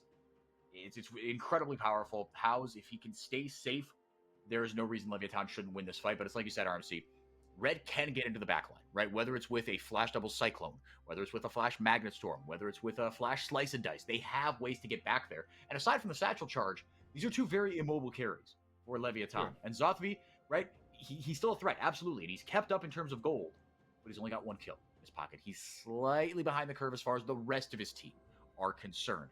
There is an avenue for Red here. 4,500 gold. It's not a massive lead. They're even in Dragons, but the Otacon Borrowed Power is weighing there as well. This should still be a Leviathan favored fight. Man, oh man, Top Lop almost hit another awesome hook. But after all that, they back off. Surprised Top Lop didn't just flash and use Depth Charge onto Rebello. Rebello stepping up there was making me really tense. And by the way, Rebello didn't even pop Ghostblade. He just manually walked up there. Yeah, that was brave, very man. dicey position. Yep, but hey, he walked out, so that's a win on his part. By the way, have we mentioned that this is Haus's first competitive Ziggs game? Because he just forced another flash. Yeah. Yep.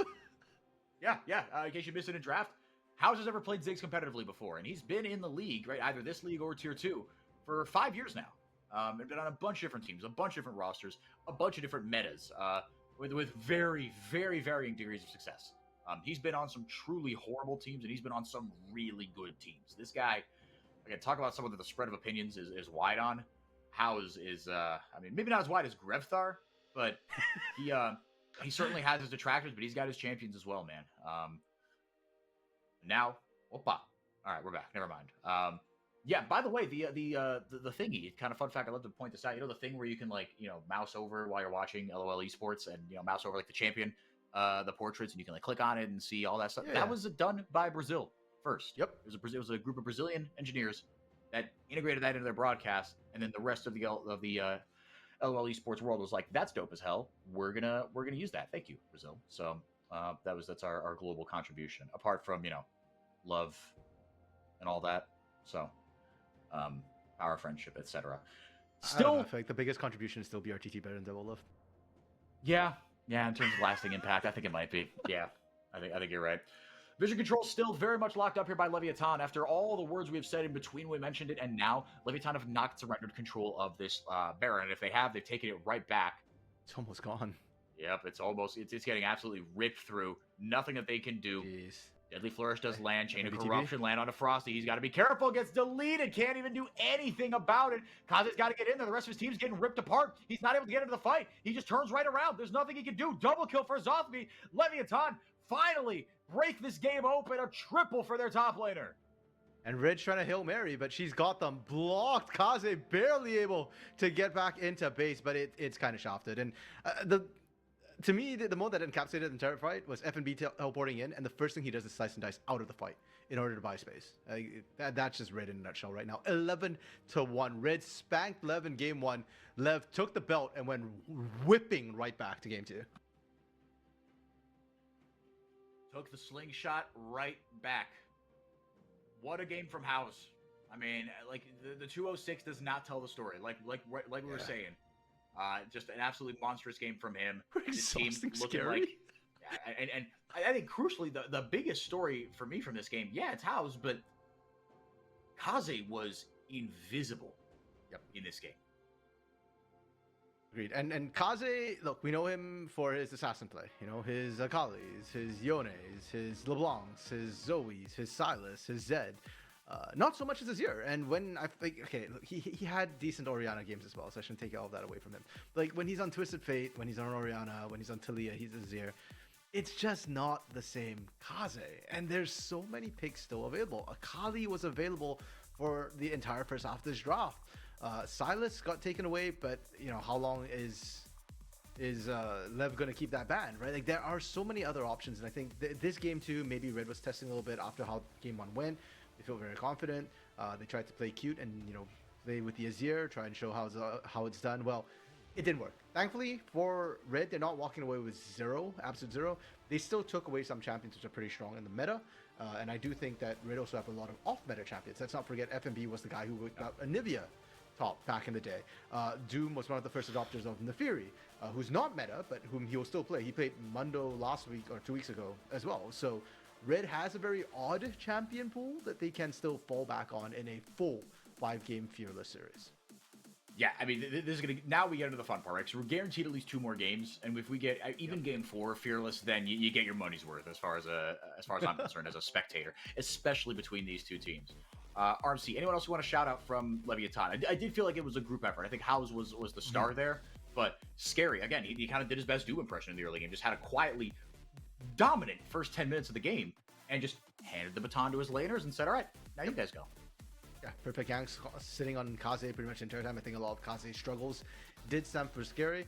I think CEO and Top Lop, though, I really like the fact that Top Lop and CEO got around the map and made things happen. Because I remember in Split 2, my biggest complaint was CEO as an AD carry had the lowest kill participation in the entire league. That's illegal as an AD carry. If your AD carry is not participating in fights, you're not winning them. But watching Top Lop and CEO just move around and the CC combo that came out of them, spot on. And I'd love to see them, I think, continue doing that with a very utility focused bot lane when House is popping off. If you're given Zothby carries, then let CEO and Top Lop be the utility instead. That's going to do it for us for game 2. We got a series, ladies and gentlemen. This is going to be an interesting one as Lev punched back in a big way here. As dominant a game 2 as Rez was in game 1. We go to game 3 in just a second. Don't go anywhere.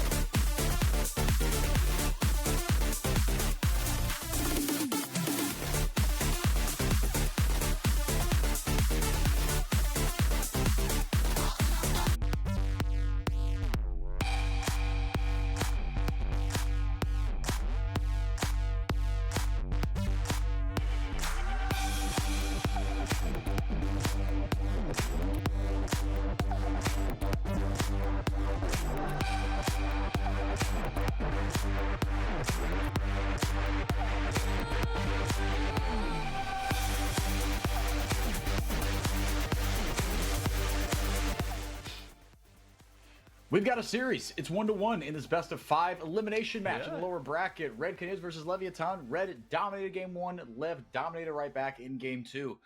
RMC, you still feeling red in this one? I am still feeling red. But to be honest, I predicted a 3-0 initially. I was not expecting Lev to be able to take any games, but I'm glad they did. And they did it with a poke comp for it. And they actually... Okay, look, it wasn't the poke we're used to seeing where, you know, you kind of sit around and there's a standoff, but I think House and CEO did a wonderful job just kind of getting the damage down prior. So rather than a poke, it felt a bit more like they were just punching them in the face repeatedly, and the red part of me was reeling and never found the engage. They got, what, one team fight with a team fight comp all game last game? Yeah. Ish. I don't know. Yeah, no, I think that's fair. But yeah, no, I mean, look, like we'll see what they go with here. I mean, like again, this is like the second time that a poke comp has won in that I can remember. I think like I'm trying to think if they even like won it with like, okay, did they execute like the poke comp, right? Did they win because they softened everybody up before they got into fights? And I guess, look, they certainly won a couple of those fights because of that. Because House would just drop the Mega Inferno Bomb, and like when he got that Horizon focus built, it was just like night and day. It was completely different. So yeah, no, look, but Leviathan, they've shown a couple of avenues that they can win this game in.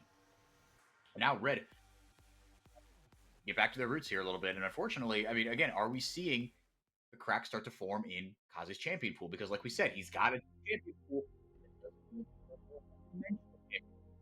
Oriana games a little bit.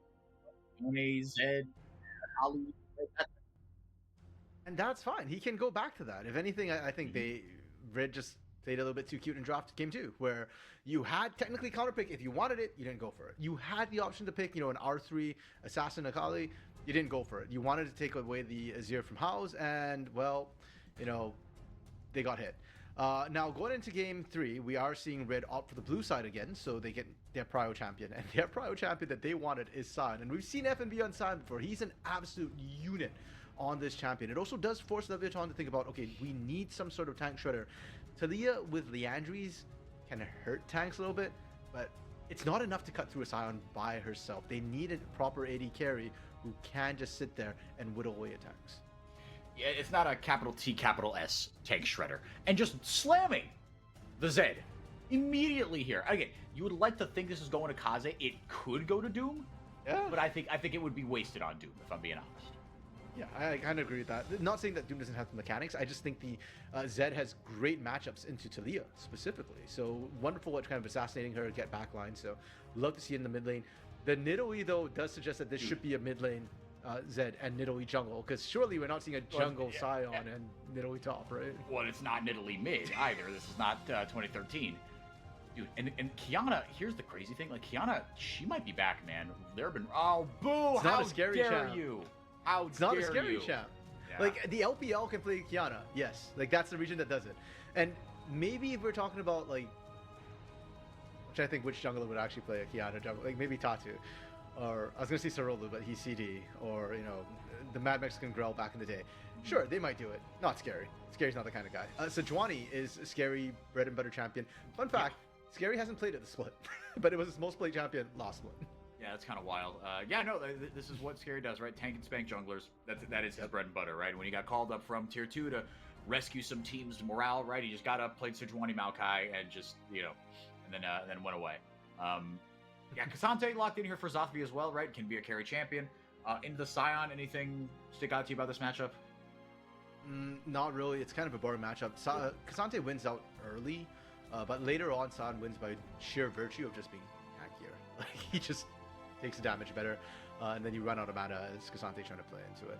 So far, though, I like the Lev comp, very standard. It's setting up for some sort of hyper carry right now. You've got a huge front line. You've got a mid laner who can play utility, can get down there and kind of assist you as well. I'm looking at Red's comp, though, going, I'm not sure what I'm looking for, right? Like, Zed's an assassin. Nidalee's a very heavy snowball champion in the jungle. There's not a lot of setup. There's Scion right now. I'm going to assume, Leona's been taken off the table. I was going to say, like a Braum or a Rakan in the bot lane to yeah, well, Nico, I was going to say, maybe? like, Rakan and Nico banned away. But I was going to say either Rakan, and if that's taken away, do you go, like Jinx Thresh or Felios Thresh?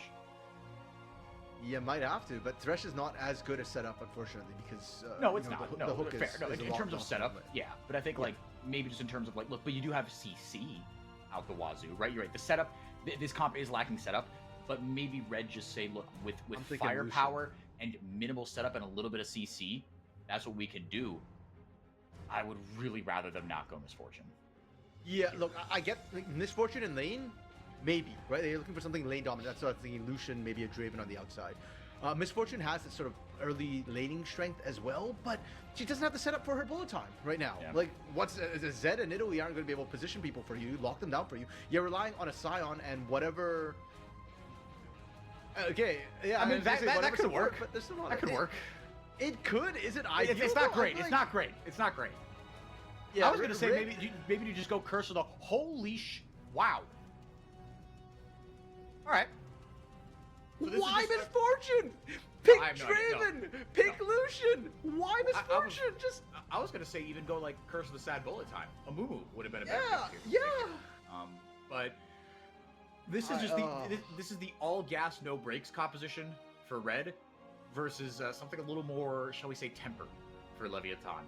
Dude, I mean, if this goes wrong for Red, this is gonna go really wrong for Red. But if they win, it'll be over in 25 minutes. Yeah, I like that comparison. I think Red, for sure, they're playing with fire, and they're looking to burn rather than get burned with this composition. And yeah, they have to get into an absolute lead, especially with the Nidalee. She falls off pretty hard. And the Misfortune, again, has no setup. You're picking this Misfortune pretty much just for the early game. If you're not getting a lead, if you're not crushing it by the 20-minute mark, I don't know what to say. And for Red, dude, this is... And you're going into a you're going into a Cassante Leona or Cassante Sejuani, and was it Leona the support? No, it was Rakan.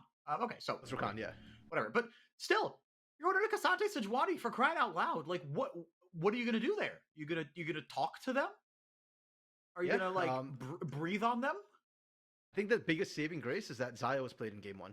If Xayah was open, I just don't see a way for Red to play this. At least with the Ezreal, yes, he's mobile, but if you deathmark him, you can kind of chase, right? So that's one way to do it. Pyke's also very mobile, can look to try and hunt down and solo out an Ezreal. I've seen that happen plenty of times. Pyke, if he gets a couple of kills rolling, he can easily take out, assassinate AD carries unassisted. So yeah, definitely for Red, a very statement game has to come through from them this game. Me, dude. Yeah, they're definitely saying like we've got hands and we're gonna lean into it. It's funny because new Red, same as old Red, right? Like this feels like a very old Red draft in a way, like where they're just gonna go buck wild and they're just saying we're better and we're doing it again. Yes, we are. Whether you like it or not, but this one, excuse me, this one should be very high on entertainment. Yes, nothing crazy as far as the keystone. You are going Conqueror on the Zed. Which surprised me a little bit, but I think it's a safer option. And a pause. Red saying, actually, can we just remake? Yeah, guys, we meant to click Draven instead of Misfortune here. We meant to click literally anything else.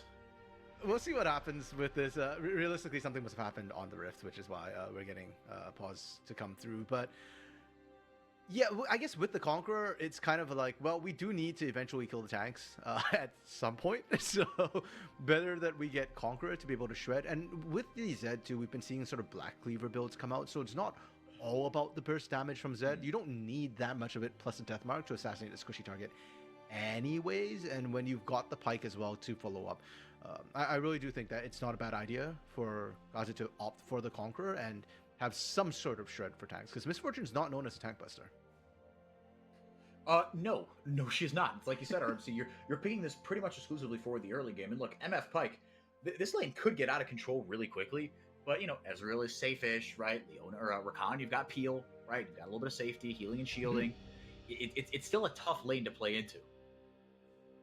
Yeah, and I think it's tough comp in general, too, because we're focusing so much on the red composition because that's what's blowing our minds right now. This does not feel like a tier 1 draft by any means. Though, again, I'm sure they have some plan in mind. But with the Lev composition, they are very standard front to back. And the reason why standard comps are standard is because they tend to build a lot of safety into it. There's a lot of tolerance in this composition. You don't have to execute it perfectly. You just have to not int or throw with the composition. So likewise, when you're faced with this sort of draft from Red, Red's wave clear is not necessarily the best. You know, they've got to make action happen. As Lev, you can just sit back and say, okay, we just need to survive and not throw. We just need to make sure that Doom doesn't get accelerated. So rather than focusing on any sort of fancy plays, you can drop a couple of CS here and there. Just make sure you don't die and give kills over. And I mean, look, Red giveth and they taketh away, man. I mean, even just in this series, right? We've kind of seen that. We've kind of seen, you know, a monstrous accelerating early game Red and monstrously accelerated on early game Red. So I can't believe we're seeing Nidalee, Zed, and Pyke all in the same game. In a professional game, the big 2-5. This is absolutely crazy. I mean, if this goes sideways for Red, and let's say they end up losing this series, man, oh man. I mean, the fans are going to look at this game and screenshot this draft. And I mean, they're gonna bring like a big like, you know, a 5-foot by 3-foot flag and bring it to the next game, right? Shoot, they'll bring this to the CD playoffs maybe. Like, this is going to be looked at just really, really unfavorably if this goes sideways. But like we said, it has the potential also to go very, very right. Kaze playing into a bit of a tough lane here into House. As the hook does go out, just a flash out of top lap. Ignite was really, really close. I think top lap survives this, but man, oh man, was that ever close. Velo could still kill this. He's got flash. Let's see. I mean, look, didn't you literally just say like you just don't int, right? That feels like the thing you don't do. Well, I do think it was more Frosty and Rebello playing very aggressively. I don't think Top Lot misplayed anything. It's just that Red was. Well, no, I'm saying like Rebello flashing Q. Oh, right. Yes. That's the thing you don't do. Oh no, that's what you need to do as Red. The ones who play safe are love. And here's the aggression. Wait, CEO gonna Arcane Shift his way out, gets the barrier down as well. Yep. Doom taken low, and now this might have just gone sideways, trying to look for a way to re-engage. Top Lop is back, though. CEO goes down. First blood over to Rebello. Somehow, some way, they blow 4 summoners and get the kill. That feels illegal. Oh my goodness, Top Lop. Hold on. Okay. Speaking of, okay. He's fine. There's not enough burst damage to come through just yet. The Ignite's still down. Well, the draft said, we gotta have hands. And Red went, yeah, we got hands. That dive in the bot lane is exactly what you need to do with this sort of composition, right? You're looking for these hyper-aggressive plays early. They're trying to shut down CEO, and it's working. You're denying that away. Top side, wet noodle fight, camera, don't look up here. It's boring. Show me mid instead, because House is burning a crap ton of mana right now. No, there's no kill threat here. No. We're being baited. Director can't please stop. No. Not Director can, I guess. Observer, please. The bot lane dive is much more interesting, and I really like the way they kind of execute this. When the initial dive goes wonky, which is very normal because there's barrier and flash, one of the most slippery AD carries, they just walk out of range, reset. This was where it got really dicey. The heal, I was wondering if it'd be just enough. And it's such a hard decision for CEO to make because he's got to go back far enough to get the heal. But because he was so far back, Rebello and Frosty get to just kind of get the kill and walk out of turret range. You don't have to take the extra shot. So it's kind of damned if you don't. And unfortunately, in this case, it just turned out to be a clean kill for Red. Oh, Scary goes back to base and leaves Top Lop up a bush. He's still got a paddle. He'll be able to get back to safety. First couple components starting to come through here. Rebello actually going with the Cull here early on. I guess he got what he came for, got that early kill, and says, great, I'm going to opt out of it. But it does feel a little bad. I think kind of sort of like you're alluding to, RMC, why not press the advantage? Yeah, like get boots or something so you can like really chase that.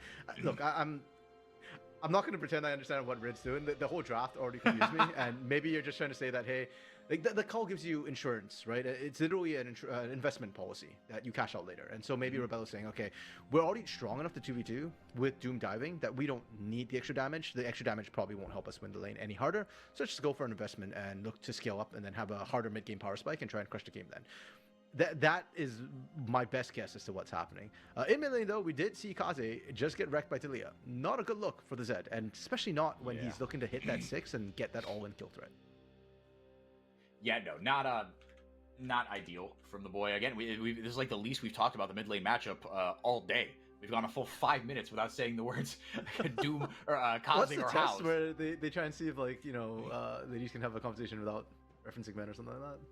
Yeah, well, I've seen kind of a similar thing, and actually, it did kind of change a lot of my perspective on watching movies. So, hang out with different people, especially in undergrad. I hung a little bit around with a theater crowd, just a little bit. There is too much hanging out with the theater movies, otherwise you go crazy. But it's coming as someone who did theater in high school. I'm not a theater hater, but all the theater kids know theater kids are different, man. And theater kids will be the first one to tell you that. Anyway, but yeah, it's like a test of like as Doom starts up this dragon. Yeah, it's sort of, I think, similar to what you were saying. Does, when a woman is portrayed in a work of art, right, is she there, like, not as a foil to a man, right? Is she there as, like, her own independent person? Is she there not as, like, a love interest, right? And stuff like that. And you'd find that it's surprisingly few. Yeah. So who's the love interest here, House or Kaze? They're both perfect angels. And they're both, we're both in love with them. They're in love with each other. Everyone is in love with each other. Like we said, Brazil's greatest export is love. That's some tough loving then, because House is chucking rock and that hurts right now in Kaze. We did see Scary as well. I love this as well, because you don't see this from a Sejuani very often. They knew Doom was taking Dragon, and Scary went, bet, I'll take your jungle. It was a Sejuani invade, completely clean, and I think that does put Scary actually ahead of Doom. That's one of the things you can do to Nidalee. Nidalee has a very fast early clear, normally. But if she's ganking, then that's a window for you to take away your camps. And it doesn't matter how fast you are at clearing if there's nothing for you to clear. Yeah, no, and Scary taking advantage of that. Yeah, I didn't think I would see this. I mean, up 20-some CS, right? And both of them already recalled. This isn't like the last game, right? Where, or 2 games ago where, you're going to get, a little bit back here. No, that Scary is just zooming his way to level 6. Really good stuff from him. I mean, right? And Sejuani already so strong no matter what. But when you hit level 6, I mean, this champion becomes a different monster entirely. There's just so much, like, if the Sejuani shows up on your screen and she's level 6, there are like 3 different lights that go off in your head, right? And the decision tree just becomes a lot more complex. There's just so much more stuff you got to think about. Agreed. And 3 different lights when you've got a single brain cell is a lot of lights to kind of have go off. So yeah, exactly. Yeah, and then we'll see if Scary can have that impact. Because so far, Doom's had the 1 gank and then nothing, which is not the game plan for Red. They needed to get a ton of early pressure down, and maybe we can blame it on that Kolbai. Like, maybe that's just not doing it for them. Kazi as well, now level 7, not really able to put the death mark threat onto House just yet. I'd love to see a Doom gank go by. Scary's the first one to gank instead. Opa! And there goes the flash as well. Kaze, not going to have that. Also taking Ignite. I didn't acknowledge that beforehand, so, you know, hats off there. Grub's going to be started up here by Doom. He's at level 6 as well. Obviously, not nearly as big a power spike. There goes a True Shot Barrage. Oh. Rebello does have a BF sword, so he does do a lot of damage. Let's not skip over that, but he could be doing more. And if you're Misfortune, you can never be doing enough early damage. Scary. And Sia's matching with Sheen. Yeah, true. And with Ezreal, that hits a little bit harder. There goes a Death Mark as well with the Ignite. Is that going to be enough? I don't think so, yeah. How's going to get off, going to get out of there scot-free, but all the summoners are down. Flash down, Ignite, and TP, all not going to be available. Next fight, Azafi and FNB, you know, again, the wet noodle fight. So I have zero interest in watching 2 like wet noodles just slap at each other. Let's talk about Grubs instead, because that didn't even happen on screen. And I think that's more interesting than what we're seeing on screen right now. The Grubs actually got split between the 2 junglers. Scary walking in without reinforcements, by the way, because again, both the dual lanes were fighting up top. The mid laners were fighting mid lane, so it's just the 2 jungles facing off. Got 2 Grubs away from Doom, who started it up. And this is the big concern about the red drop for me. They are just too passive. Zothi. Opa. Oh. Yeah, let's see if he can go in. Okay, you can't just say, like, no, that dismissively, because 2 people almost died there. No. Oh, Frosty going forward there almost gets the stun off. The Ignite comes down. That might be enough, and there's the ultimate. Frosty on the board. 2nd kill of the game over to Red Canids. See, even if a kill goes down there, it's like 2 wet noodles. You slap at each other hard enough, and one of them's going to become mush. Is it interesting? No. But I will happily watch a Pyke get the execute and get the snowball rolling with his... Actually, did he use his ult? The Pyke, so you don't get the extra gold, do you? Oh, no, he did. The Pyke ult, you get the color, Yeah, it's just the timer's longer than I expected. So, yeah, that I'm much happier to see. And again, Red just needs to continue accelerating that way. Bye, Rebello. Yep. Bye-bye. Rebello goes down. Lev get a kill right back. Red's still in the lead here. They do have the dragon, right? The Grubs are split 2-1, like you were saying earlier, RMC. Everyone's just trying to race towards that first item. Rebello, maybe he's the first one to get it. But he's going for that BT rush. And again, just kind of decelerated early on. The payoff will be better later in the game. He repeated to himself over and over again in hopes of convincing himself that he made the right choice. Yeah, well, we'll see if the bullet time hits hard enough to kind of justify this Misfortune choice, because I'm still not sold on... The funniest thing to me is that as much as we're complaining about how, like there's no synergy, it's such a high-risk composition, and technically it's the Nidalee who's the highest risk part of this composition. And Misfortune actually scales better in a way. Misfortune's the one that bugs me the most, because there were just so many other options. I don't understand how she fits in this composition. Like, she doesn't snowball hard enough for me. I'm putting a lot of undue pressure on Rebello. What I do like, though, is the movement that we're seeing from Frosty. And now Doom looking for this dive. They did it before. The damage from the bullet time just setting up the dive. Yep, and I think that's exactly what it's going to be. The seismic shove does go off there, but Rebello able to get forward and bail out the guys who tanked the tower hits. And now all of a sudden, RMC, you've got, maybe the gold not where you expected, but you've got the gold. You've got someone going, right? If we'd gotten to this point and it was still kind of 1 kill or 0 kills, I think we'd be starting to sound the alarm bells, but you've got a threat going. And I think for Red Canids playing this really risky composition, that's, I'm not going to say the best case scenario, because it could be obviously going better, and some might argue it needs to be going better, but it's a step in the right direction. Yeah, and I'm fine with this if they're, setting up these sort of dives and making things happen. As well, I was going to say, as well, what the other thing is you get the kill, you go for the objective. But despite getting the kill for Red, it's Lev who's actually going to pick up this Drake. It's a Chemtech Drake. It's not the end of the world. It's not a big deal. And I think Red right now are praying for a Hextech Drake. They want as much damage as possible on this map. It's Ocean. Rose, our producer, believing in the Red Chaos strat. Part of that, I'm sure, is that Rose just loves watching me flail around, not hating and not understanding what the hell I'm seeing on my screen. Oh, Bone Skewer goes just wide, but the spear does land just to tickle Zafi and alert him of his presence. FNB onto that first item. The BT has come through. Yeah. Fair enough, Rose. Yeah, a bunch of first items are coming through here. Doom on that Leandry, so that'll help him out just a little bit into that late game. Yeah, I do. You can't not be a Leandry's rush, right? Onto this Nidalee. It's like, on one hand, it has to be, but on the other hand, it feels so bad. You're not going to see the big numbers go up when the spear lands, but I guess you don't need it. Again, a lot of it comes down to when you've got the Nidalee, when you've got the Misfortune, Pike, and Zed, you have so much burst damage already that you don't need to build further burst. You can index out of it. It's massive overkill at that point. So all of them are going to build this sort of damage over time or tank busting items despite not having tank busting champions. I am actually quite interested to see whether or not that ends up working against Zothwy and Scary, or whether they just end up being Thanos and unkillable. Yeah. We haven't seen any sort of team fight or big kind of even like 3v3, 4v4 skirmish. Really. True Shot Barrage starting to hit. CEO still not even on a full item. Although, just as I say that, we might get that here down in the bot lane. FNB going to negate the damage via the Honey Fruit. Weaver's Wall goes out. No Dragon to take on the back of it. How's looking for a pick there with that wall, but does not find it. But not by much. Yeah, there's just so much mobility on all those champions that Red can just hop over. Top Lop. Bullet Time is available for Rebello. He has Bloodthirster as well. If Top Lop burns his mobility on anything... Okay. Yeah, there's just too much of it, man. If that W's back on cooldown, it's so tough to deal with, right? He doesn't have a flash, but it's going to come up pretty soon. He's got the barrier as well. You look at the total gold here, right? The cull hasn't even been cashed out yet. But Rebello up a cool 1,000 on the next richest member.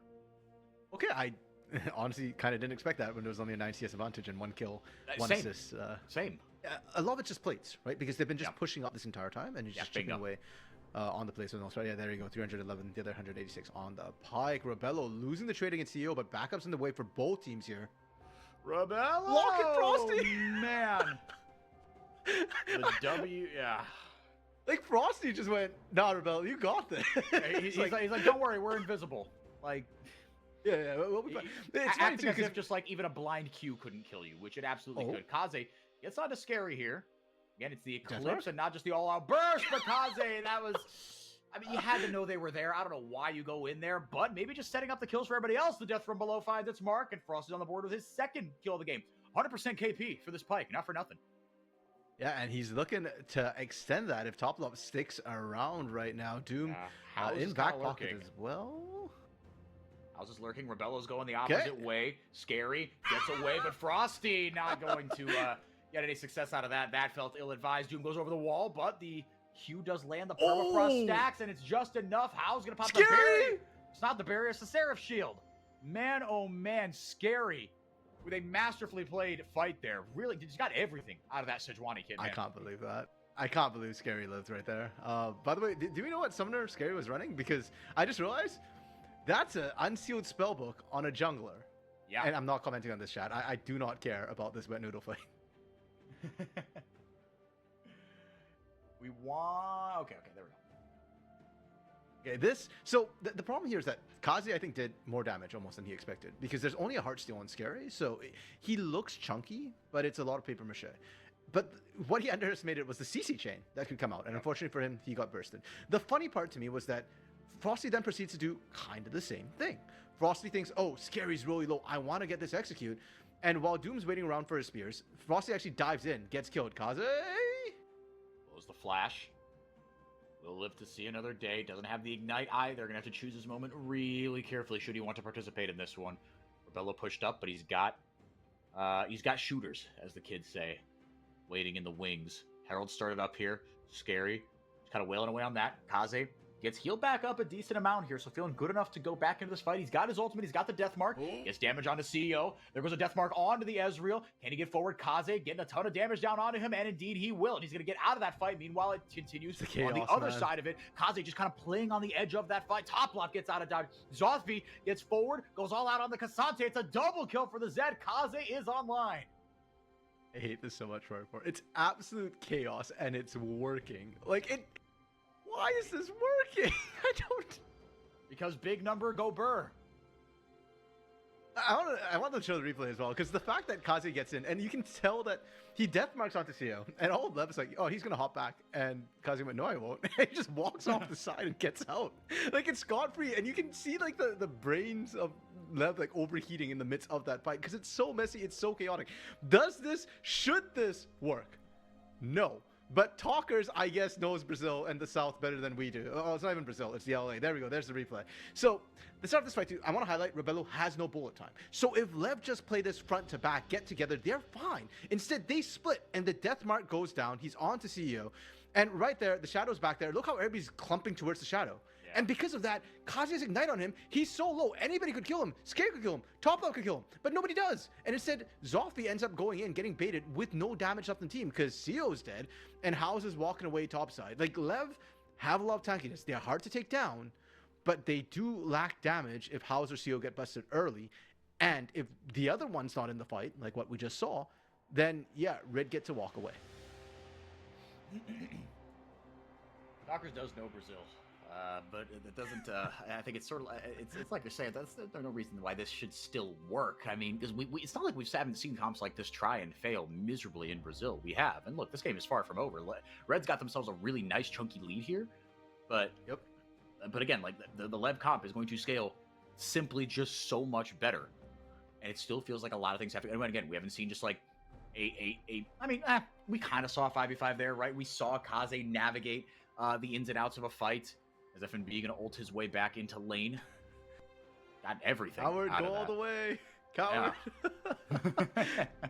Yeah. Well, the 5v5 is interesting because if we do get a 5v5, I think Lev should be a lot better. But that fight wasn't really a 5v5. It was sort of a 2v2 into a 5v4, under a 5v3, pardon me, because House didn't even really get to participate in that. And I think that's where Red is really impressing me with their success because they're able to break out the big team fights into smaller skirmishes. And now that fight's important because it was Shelly. It's Herald, and there's no Bard this time for Top Lob to stop Herald charges from coming through. So if Red find another pick again, they will be able to do a lot of damage to towers, and they have a lot of damage in general. They don't care what type of damage it is against turrets. Kaze, CC Chain.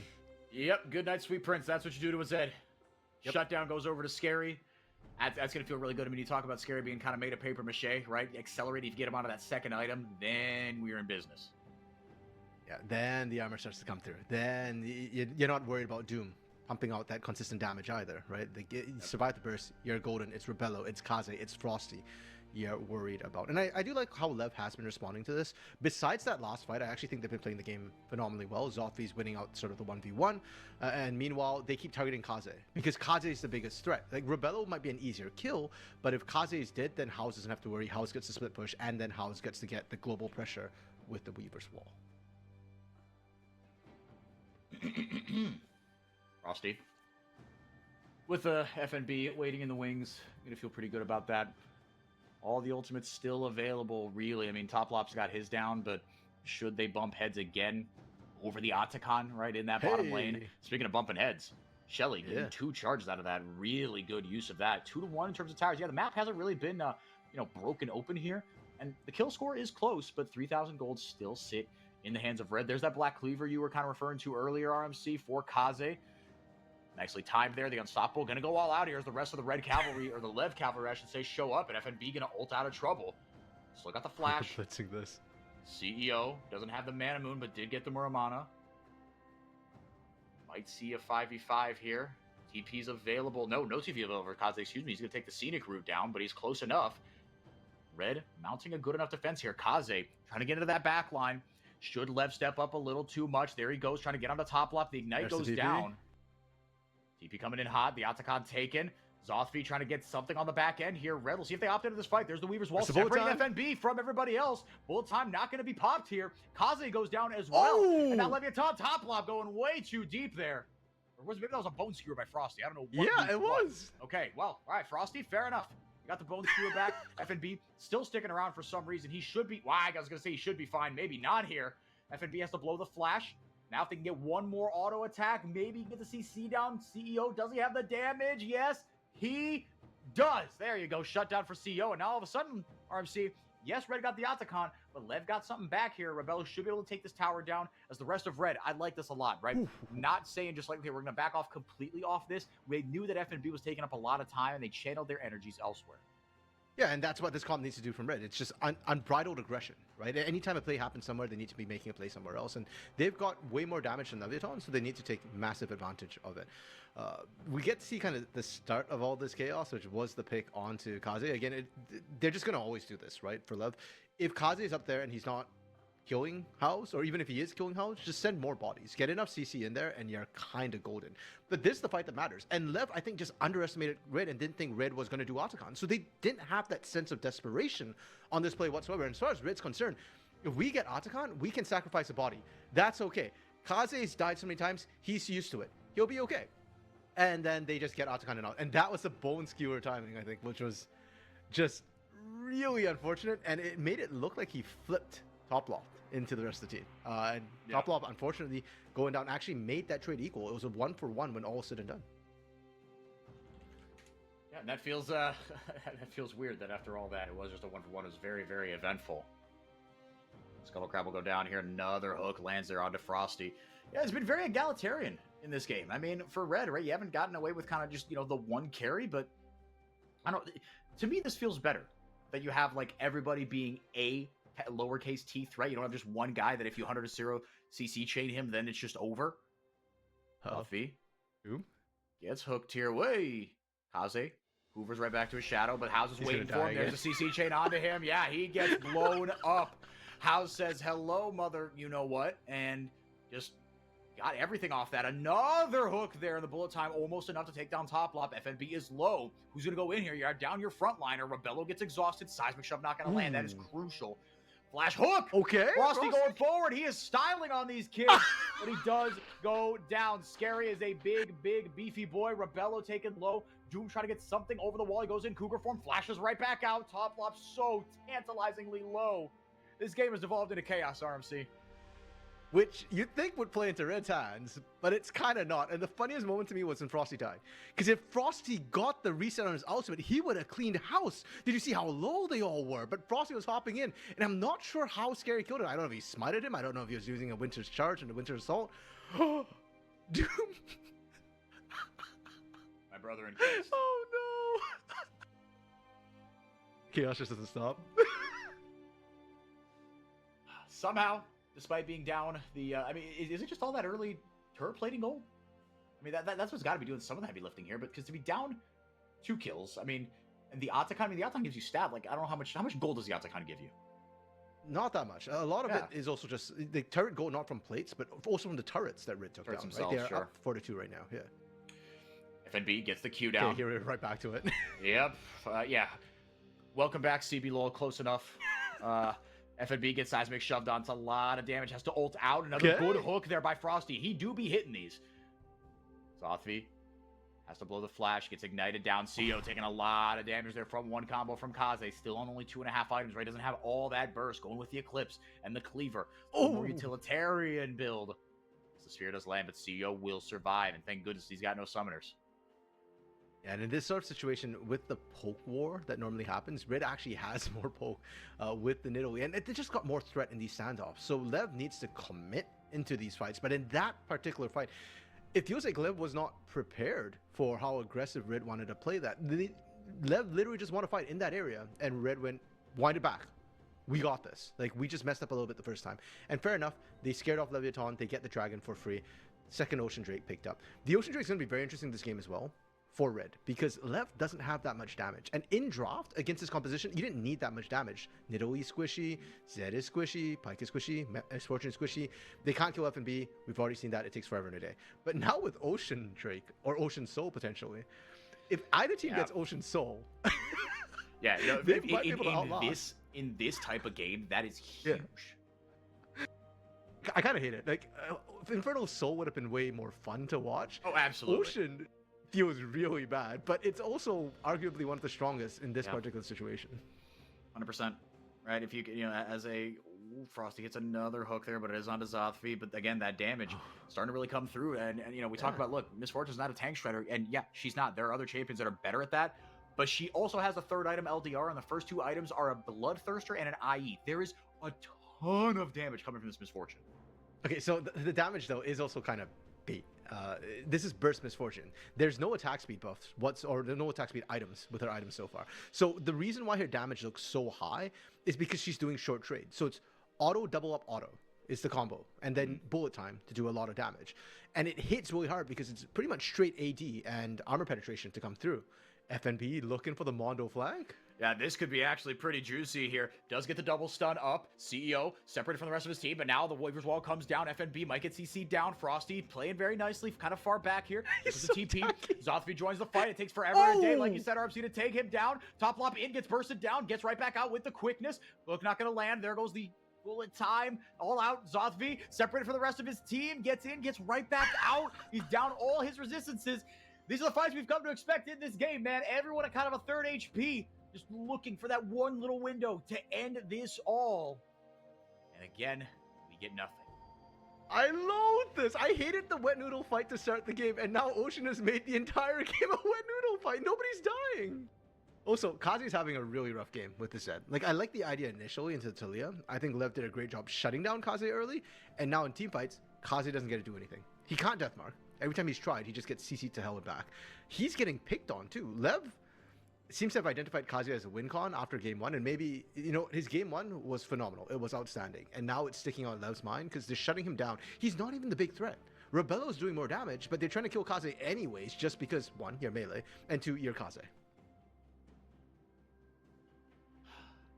See what that third item ends up being. Tunneler plus pickaxe. What is that? I don't play Bruisers or Assassins, so help me out here. It's not Sundered Sky, is it? Not sure. If it's Sundered Sky, it's Tunneler and Caulfield's Warhammer. So yeah, not the pickaxe. Okay. Well, all right. Not very important right now because Red have some bigger problems to worry about. The longer this game does go, right, Lev's composition does get better and better, but look, I mean, Kaze is still a force, right? He can still, his game sense is still good enough, and he can get back onto, you know, these two carries, but I think this is the other problem. Look, I mean, it's kind of matched, right? Because Zed is very mobile, he's very shifty. He can put down the shadow, do damage from a couple of different spots, you know, on your screen. But you've got between the Talia, right? She's shifty, she has good peel, good self-peel, right? CEO, kind of same thing. Scary. They've got decent vision on the Baron. They've got the setup there as the spear. Those land and do pretty decent damage, and it burns a little bit there on a top lop. He's got an item and a half there. I think the Horizon Focus is going to be next for Doom. Now that's pod racing. Another, oh my, that item is just going to be every single game. I believe it's okay. Shojin, Here's my take. Okay, Shojin, third item. Okay, I like it. Yeah, makes sense. Yeah. If Doom gets a Horizon Focus and he hits even like 2 spears in a team fight, Red are going to win this game. Sure, I think Horizon Focus is that strong, and in this, again, narrow win condition. But if the boxes are ticked, I think that could be what tips them over the edge here. Water dive, Phantom Undertow. There goes the Weaver's Wall. CC chain onto Rebello. Gets back out, pops the barrier, still has the flash, still has the bullet time. Crucially, CC setup isn't there for him to pop it. Double stun. I thought maybe that was going to be it. Going forward there. Okay, Kaze going right onto CEO. The death mark will take a little bit over as well. The ignite comes down. Zothby! Deep water dive doesn't. The death from below doesn't find its mark, but Scary taken low. He goes down as well. And now with 2 big boys down, this should be advantage Red. But Leviathan, their champions, are just too shifty. There's the flash as well. FNB flashing over. Gets the stun down. FNB puts them over the top. It's the top laners popping off. Zothby to dive onto Rebello. I thought that might be enough, but the poke that was coming through, the damage that Red managed to get time and time again, and the oceans that they had, 4x4, that was regenerating them. And now they're going to get Soul. This might be all Red need to make their comp actually hyper-toxic and unkillable to the Leviathan team. CEO is not able to pump out enough damage to kill any one target, and they're just getting cycled. Look at how well Red is kind of playing the available target selection. FNB is in the middle of the enemy team, and all their squishies, whoever gets targeted, Rebello gets targeted, fine. He cycles to the back. Doom, step up. Kaze, step up. Frosty is slippery enough that he's dodging most of the damage throughout this fight, and that kind of sets him up, whereas Lev, they're not cycling quite as effectively, unfortunately. And CEO is spending a lot of time trying to dodge out the kill threat, and if he's dodging, he's not doing damage, and because of that, they just lost on that trade. And now with Ocean Soul in Red's pocket after that dragon take, it just goes from bad to worse from Leviathan. They need to find some way to either kite back effectively and allow CO to pump out damage onto FNB. He can kill FNB. It just takes time. And or they need to start picking fights on their terms. See if they can do that. Let's see if Leviathan allow them to do that. Redemption comes down, mitigating a little bit of that poke. Still no third item horizon focus GG button or Doom just yet. 4v4, 4v5, I should say, in the mid lane here. Zoffy taken pretty low. He does have the all-out. Should he want to go for the kill shot? That's a risky proposition at 50% HP. Oh my goodness. Glacial Prison goes way wide. Kaze looking for a way out of top lap, but that's a shifty support. Doesn't get anything on the W. Able to get the E out. FNB drops the ult. There goes the bullet time over the wall. There's a ton of damage. The follow-up CC is there. Double kill for Frosty with the death from below in tow. Almost another one there, but Howes gets the stopwatch off, but he knows he's just delaying the inevitable. This could be GG here for Red Canids. I'm throwing up a lot inside right now for that Red's comp is winning this, and they're doing it so. Like we said, the Ocean Soul is all they kind of needed to push themselves over the edge, and now they're just walking in CO, the last man standing. But what's he gonna do? True Shot Barrage has already been used. He doesn't have the wave clear 30 seconds, 20 seconds before the rest of Lev comes back. That base is not standing for 20 seconds. That's game. This opposition has a lot of damage. Not just the champions, they're going to rip right through this base. Another kill for Kaze, padding your fantasy stats. An ace for Red Canids. It wasn't supposed to work, but the Pike Nidalee Misfortune Zed Scion composition ended up winning. It wasn't pretty. It was not pretty. It was not, but I mean, you couldn't have expected it to be pretty, right? And Red, right now, at the end of the day, this is all going to be forgotten.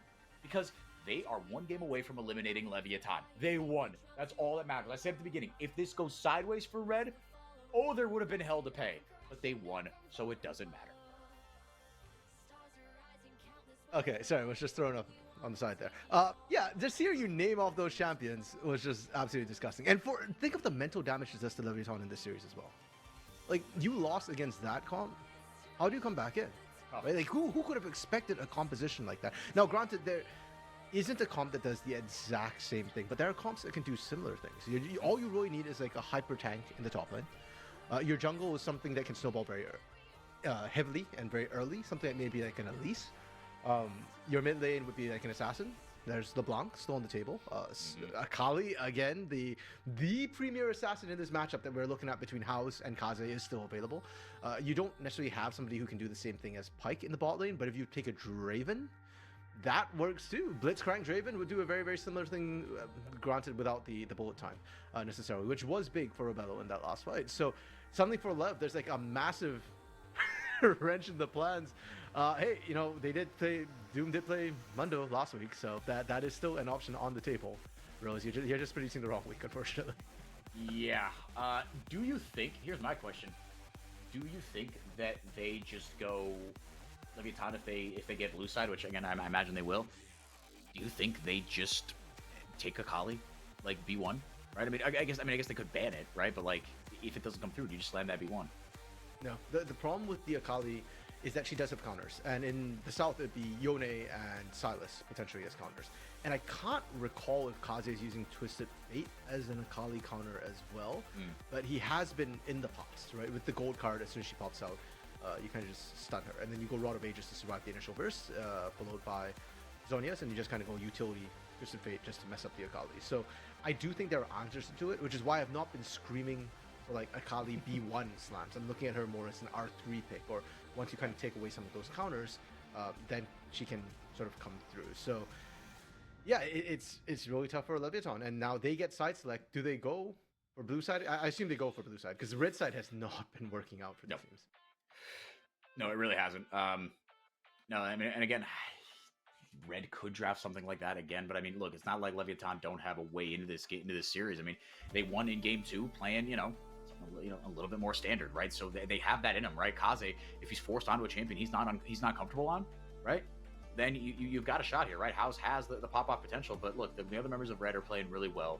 I'm just saying, like, game 2 wasn't a mirage, right? Game 2 happened, and it happened really decisively.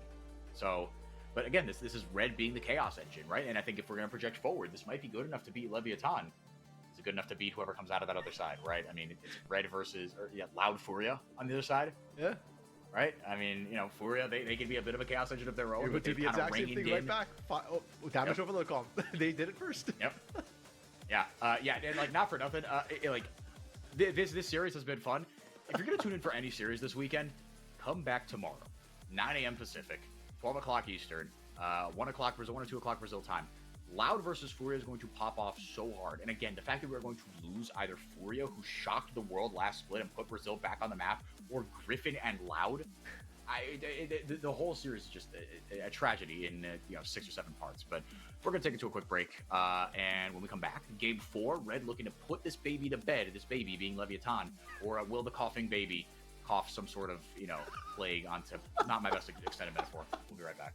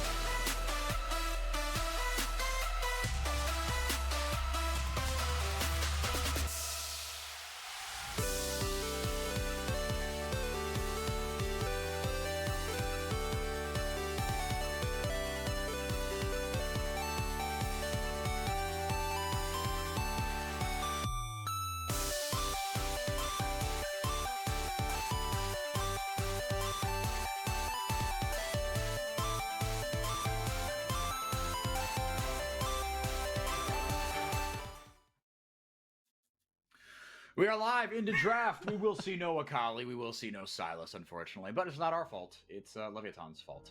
They don't want to give that to Kaze. Fair enough, I suppose. 3 mid lane bans, along with the Trundle, the Pantheon, and the Gwen. We've seen those banned pretty much all over the place. Leviathan on blue side here, RMC. Dude, they've got their backs against the wall. The last great hope for Latin America. Although, even if Leviathan get eliminated here, you still got Kaze. You talked about a potential counter to the Akali. Not going to be, a thing because the Akali's banned. Yep. But Twisted Fate has been peeking his head up, especially with these 2 players. Yeah, it's really funny too because there were some ban changes. So Leviathan, this is the first time they're triple banning the sort of mid lane role right from the get-go, and they are hyper aware of Kaze right now. They are terrified of the assassins and burst potential after seeing last game and what Red can do. Red have gone standard bans, but they opened up the Rise for House, which I find very, very interesting because does that mean that maybe we don't see Kaze on an assassin-esque champion? Do we see something a bit more consistent DPS, a bit less mobile, as it were? Mm-hmm. Yeah, I mean, like I said, the Azir is gone, right? Ahri, Talia, Orianna both gone. Lucian Nami for CO and top lap. So here we go. I mean, how is your late game solution and your macro solution? You got to get this Lucian Nami rolling early here. Let's see what Red draft as a response, kind of as their big damage threat. And again, look, the spotlight's always on Kaze. It has been this entire series. And ever since he got back into Tier 1 in the LTA South, the spotlight has been on him. Let's see what they draft in response in the bottom lane. Yorick going in blind. Potentially, you could flex the Rise up to the top lane, but I don't think it's going to be a thing. But FNB just going to go with the blind Yorick here. Yeah, and I don't think Rise is necessarily a counter to Yorick anyways. Like, Yorick will happily take that matchup. Yeah, why throw it up there? You know? Yeah, if anything, the Scion's been taken away, which we've seen as one of the counters into Yorick. Renekton's been played already, so we're down to things like Cho'Gath, potentially, which I don't even know if Zothie plays Cho'Gath. So I think that's why they're feeling comfortable picking the Yorick R3. And yeah, they just straight up banned the Cho'Gath, so it's not even an issue whatsoever. It does mean that Red is still looking for an AD carry and a mid laner right now. So the Kaze counter still doesn't come through. Lev feel like, okay, we've taken away all the risky things against the Rise. We're going to focus against the AD carry instead and try and stop Rebello from being a threat. The hyper carry potential of the Sivir off the table. But if we're talking hyper carries with range that Lucian might not be able to deal with later on, Jinx is still a possibility. Yeah, true. You do have the Jinx, right? You do have something like the Aphelios, and they're taking away these hyperscalers. Yunara obviously was grabbed in Game 2. You can see all the Fearless bands up there. Shout out to Rose for expanding the little frame to see what has been picked. We've got, 30 champions already off the board, plus the 10 bands. We'll see Corki taken away as well. The Jax taken away as well. I mean, and this Nico, RMC, I mean, it would be crazy. Do you think this Nico would be flexing the mid lane? Would Kaze be able to play it? Sure. Do I think it'd be a good flex in the mid lane? No.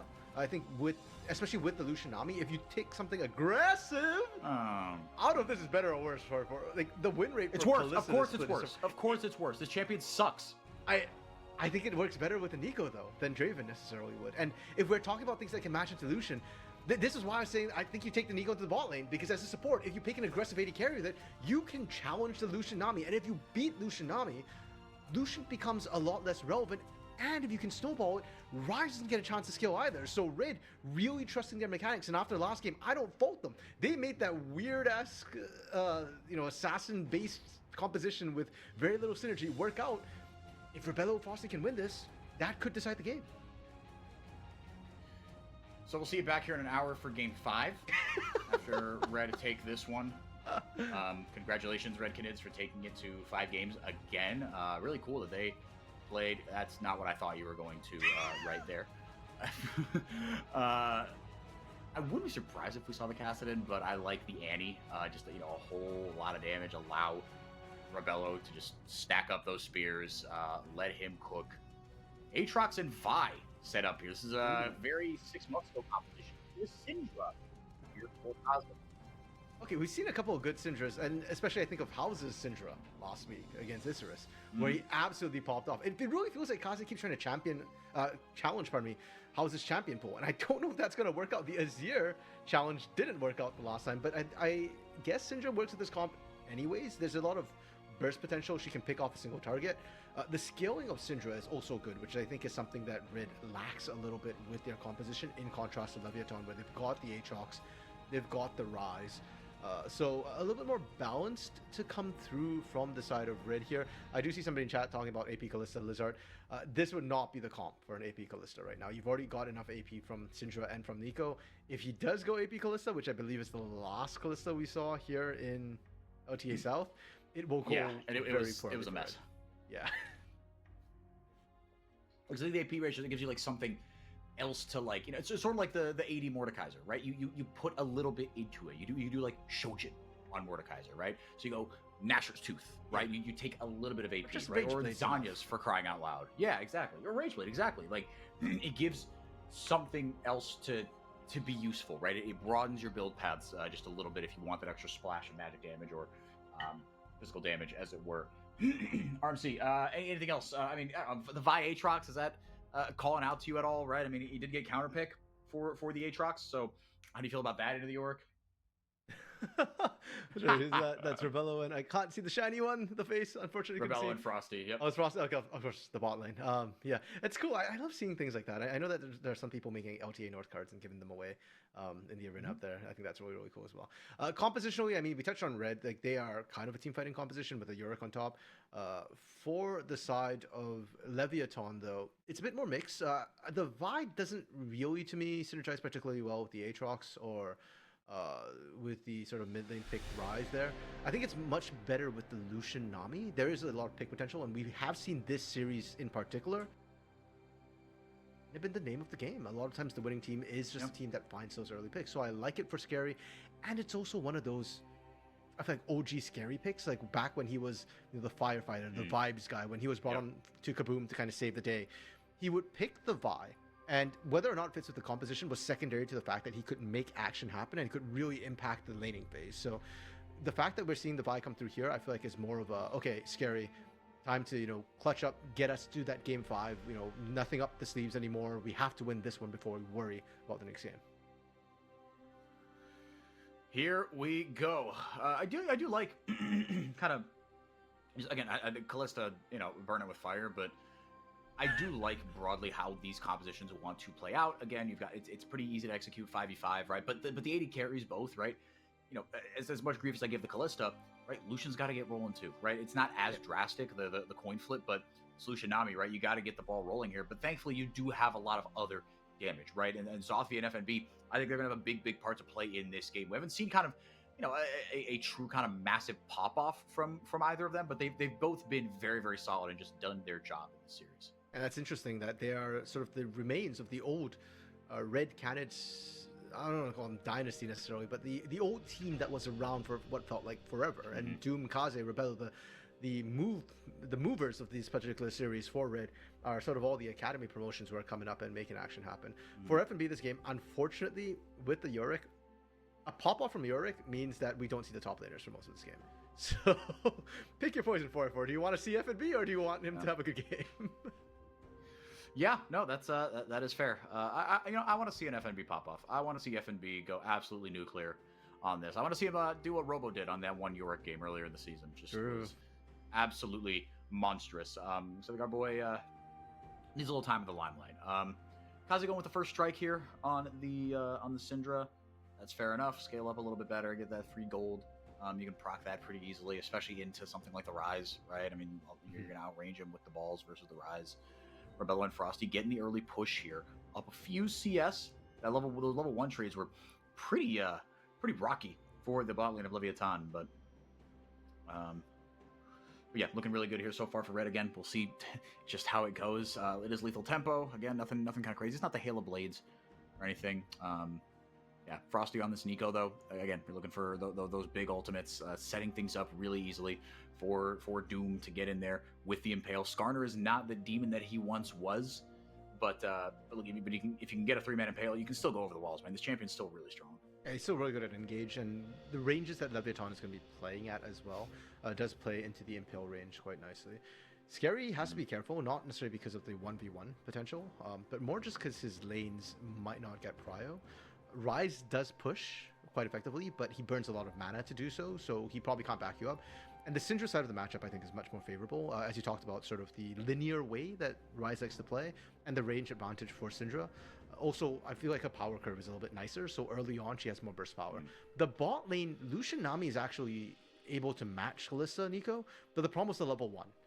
Lucian Nami's level 1 is not that strong. They need level 2 to be as lane dominant. CEO and Top Lop just baiting there. They had the board the entire time.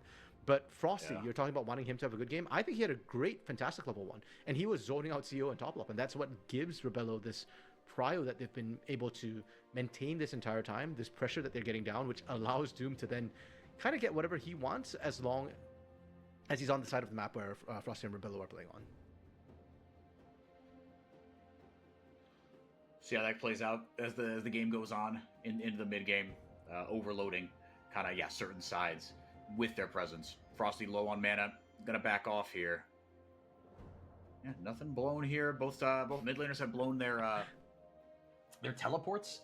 How's he get a little bit of deep vision here? One's come back with the boots, and one's come back with a little more damage. The ruby or the sapphire crystal, I should say, coming in here. That's Rod of Ages start. No, like what else does sapphire crystal build into?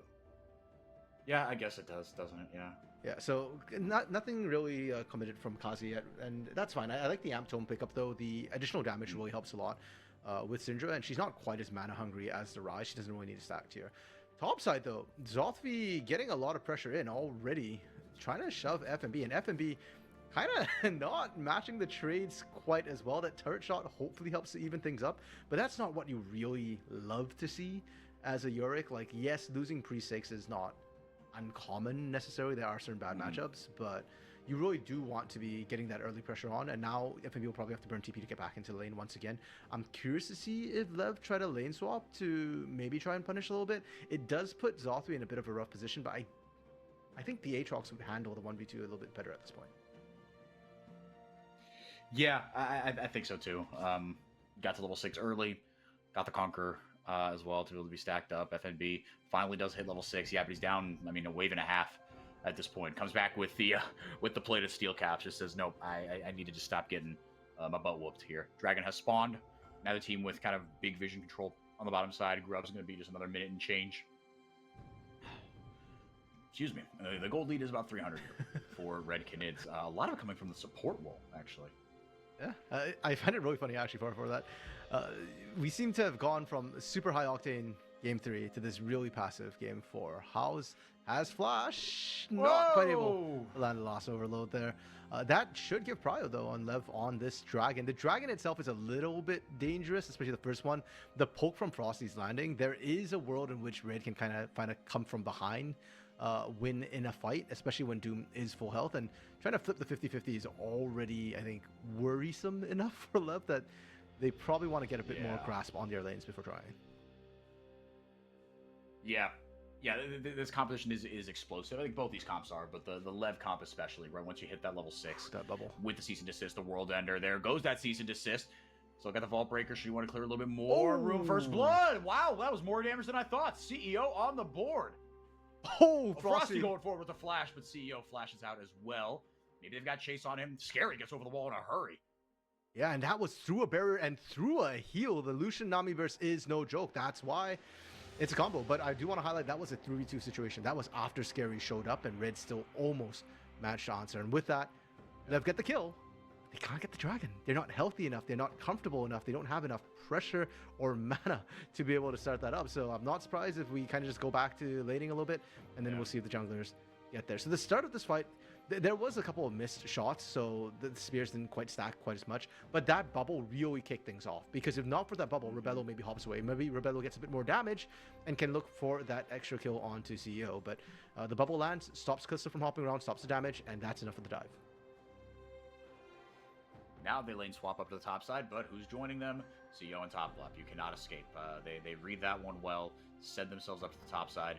I think, to be fair, actually, FNB might have shown on the bottom lane, because of the Maiden as well. So, yeah, but CEO, got the Electrocute as well, like that from the Lucian. Just going for that early burst, right? Like you said, that early burst from the Lucian Nami is no joke, right? They turned Lucian with that rework, 2.5 years ago or whatever, into just an enchanter bot, right? As the grub started up here, RMC, feel like it's starting. The Kalista, how are you feeling?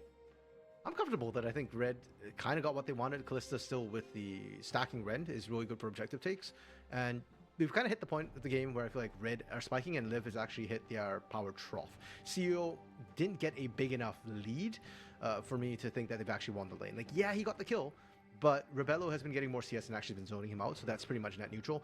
Mid lane's where the big differential is, where House is now sitting in the big Rise power trough. You've got a tier, you've got a catalyst, but you've got no reaction to go. You need the 2 items to actually complete first before you can do anything. Meanwhile, Kaze with just the Lost Chapter has a lot more impact. So Red, they need to enforce their will. They got grubs, great. Dragons waiting for you. I think that's the next call, is you just kind of go for dragons, get whatever advantages you get before House hits his power spike and Lev starts to come online. Yeah, because once House does hit those 2 items, then it starts to get sticky. But yeah, I mean, I play a lot of Anivia as well, and you run into a similar problem, right? With the tier Rod of Ages, if you go that Seraph's Roa spot, there's a 10-minute stretch where you just feel so useless. FNB just running down Zothri right now, trying to get the advantage he can. He went with the full plated steel caps first, so much slower turret taking, unfortunately. I gotta say, I know you're hoping the best for FNB and that he'd have a pop-up game. This does not feel like it so far. No early Trinity Force, no additional damage, and Zothri seems to be getting constant pressure in this lane. Aatrox scales fantastically as well, so I don't think that's going to be changing anytime soon.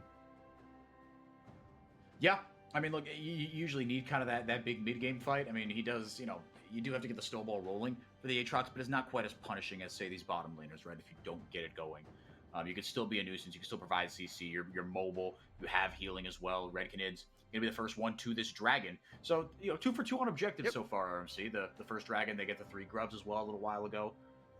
As Leviathan get the gold lead kind of equalized on them. A little more firepower for Red Canids. And I'm really hoping that these teams give us a lot more come the mid game, because it's been a very quiet early game. One kill. It's been a snooze fest. There we go. Realm warp up. Everybody overloading the top side. FNB on the menu. The Maiden does absolutely nothing. Howes gets on the board with his first kill. And Doom sat on wards in the bot lane. They know this is coming. Toplop and CEO doing a fantastic job just trimming the wave. I believe culling was used by CEO there to actually just make sure that the dive couldn't come through by killing the wave. They might have overstayed a little bit, though. They do have to run away right now. And Doom, he's hunting for the impale angle. Yeah, he is. Tidal wave bubble doesn't land, but the tidal wave does. TP. Nothing else. We're going to get some turret plates out of this. Here comes that TP.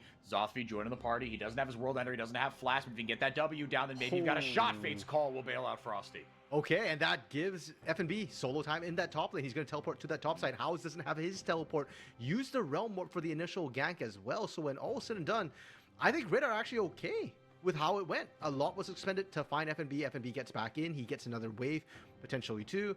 He's going to feel very, very comfortable in terms of equalizing how that lane has went. And meanwhile, on the bot side as well, Rebello and Frosty don't lose much. They just used the single Fates call, and they traded that for both ultimates coming through from CEO and Toplop as well. So yeah, more quietness to come through, unfortunately, but it's all building up.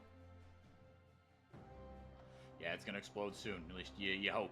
Blackfire Torch is coming here for Syndra. She's got a unique build path these days, right? It's Blackfire into... What was it last time? Not Horizon Focus, the other one, Cosmic Drive, I think. No, yeah, Cosmic Drive. Yep, that's it. Yep. So, yeah, again, an interesting little build path for a champion that has definitely seen her time in the sun, but a little less so these days. Kind of popping her head back up. But, yeah, 2-0 here for Lev early on. Rod of Ages picked up here by Howes. Looks like he's going to wrap up those Merc treads and then go into the Seraphs. First completed item, though, in the bottom lane does belong to CEO. Not going to set up any dive or anything, just trying to get that turret play gold. A little bit more going. There you go. Frosty showing up, but I think too late to really do anything with this. Kaze and Doom looking for something, but again, they stand on a ward. House playing respectfully to the other side of the lane. Scary waiting in tow as well. And now 9 minutes before House really starts to fully come online with that Rod of Ages and potentially a Seraph's Embrace. Objectives, there might be another dragon or 2 by that time. My FNB goodness. is just getting wrecked right now. Has to drop a ward in that bush to make sure that Zothvi isn't there. But frankly, if you're a top laner and you're dropping a ward right there, it feels really, really bad. You're not going to be able to see the ganks come through, and Scary could come over the wall. Culling, thrown out there by CEO. The barrier mitigates a lot of it. Down to about 2/3 HP are both of these champions. CEO taken pretty low as well, but hey, you've got a Nami. You don't need to worry about things like HP. Yeah, it still does take time to heal up. There we go. That's the gank I was thinking, and because you used your ward in lane, you can't see Scary coming. Well, let's see here. It's a lot of damage coming from Scary. He's got the Sundered Sky, and again, still without a completed item. FNB just trying to buy some time. He might be able to. He doesn't have flash. Nope. There goes the Feat of Warfare and the kill for Scary. 3-0 now. Doom? Okay, he's got Kaze waiting in tow. I was going to say, just going up there on his own. Maybe he didn't need to, but Doom on the board with a massive kill to stop the trade for Leviathan.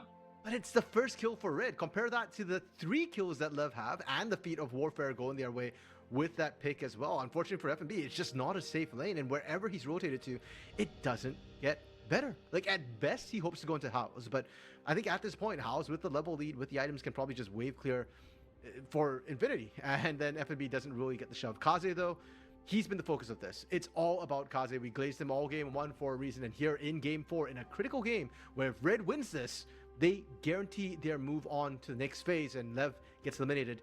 He's the one I'm looking at again to break this game open. It's quiet. Rebello can't quite beat CEO, but Kaze, he's got gold, he's got advantages, and he's got the power.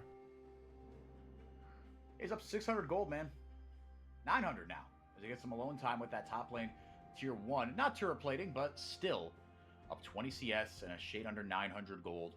He's well on his way to that second item, as the Rod of Ages is starting to stack up here for House. CEO not able to get the ball rolling kind of further, but Lev's still in an all right spot here. But again, the first 2 objectives have gone over to Red Canids, and they're starting up their third. Kaze coming out of base, and he's the one who's got the power, like we talked about. Blackfire Torch completed, Sork Boots as well, looking to get to this Herald. House coming from the other angle, but Scary getting caught. Ooh, they do get the CC down, but the Pop Blossom is not enough. CEO throws out the culling. Fate's Call gonna rescue Frosty again. Herald's gonna reset now. Doom in some trouble. There goes the Tidal Wave. They get the Impale. It's kind of canceled out by the Tidal Wave, but that's a ton of damage. Rebello gets the Rend off. Now on the chase, potentially House looking for a little bit more, but Red get what they came for despite losing out on the Herald potentially here. They could come back, but they grab themselves a kill, crucially onto Rebello. FNB, man, he's playing a whole different game right now. He's dodgeball, is that what we call it? Like he's just trying to avoid all the sweet spots. He's playing Vampire Survivor, as in he's against a vampire and is just trying to survive. Fair enough. He at least has the Trinity Force, so he is trading much more equally right now. And when he can actually land it, if he can continue dodging out, he can actually do work. This fight was interesting because the Pop Blossom not quite landing meant that Rebello had to Fate's Call Frosty out, so they didn't have the engage tools, and this looked really bad because Doom had taken a lot of damage, but the Scatter of the Weak from Kaze is what really changes things. Right here, that Scatter of the Weak in a lot of various different angles actually just meant that Lev couldn't follow up, and the additional damage on the Scary plus the Rend from Rebello was just enough to find what they needed. And the best part for Red is that's very repeatable. So yeah, they didn't get the Herald. Yes, it got slowed down, but you're not in a rush to take Herald. You're more in a rush to take Dragon, and they can just reset, go for that Herald once again with the strength that they have. And if Lev show up, it's just going to be a replay. If they lose one, they're lucky. Massive disparity in the turret plating. 500 gold swing in favor of Red Canids, and they've got themselves their first gold lead of the game here. RMC. They got that first tower. They've gotten their objectives. And again, it is just that lead. And actually, okay, in the top lane, FNB's got a gold lead. That's just crazy. A long time. In that top lane turret, that was the play where House they ganked him, and then Zothie had to TP bot. So he gets the turret plates, and that's literally what's equalizing it for FNB. He's low-key getting carried by his team. That's fine. It's a 5-player game. Dragon on the menu right now. Lev was actually looking at the Dragon, but they did it at a very unfortunate time, just as Kaze had rotated to the bot side. So they're going to have to give the Dragon up. They might be able to go for Herald, though. FNB, we talked about this. Like, he's just trying to kind of hold the lane, but House will just wave clear for days. House getting ripped up by the Maiden there a little bit. Executioner's Calling is coming from FNB as well, so the Maiden damage will apply that heal cut as well. God, I mean, look, anyway, Aatrox, you see it, but again, into the Nami as well, right? If you get the Maiden to do damage where maybe, you know, other sources would not be as easily gotten there. Frosty's got himself a Proto Belt now, though. No Flash, but the Proto Belt Pop Blossom is still there. Leviathan grab themselves their first neutral objective of the game. Secure the Herald as the bubble lands onto Scary, or onto Doom rather, and does absolutely nothing. House able to take down the top lane tier 2 for Leb's first turret take of the game. Kaze flashes away.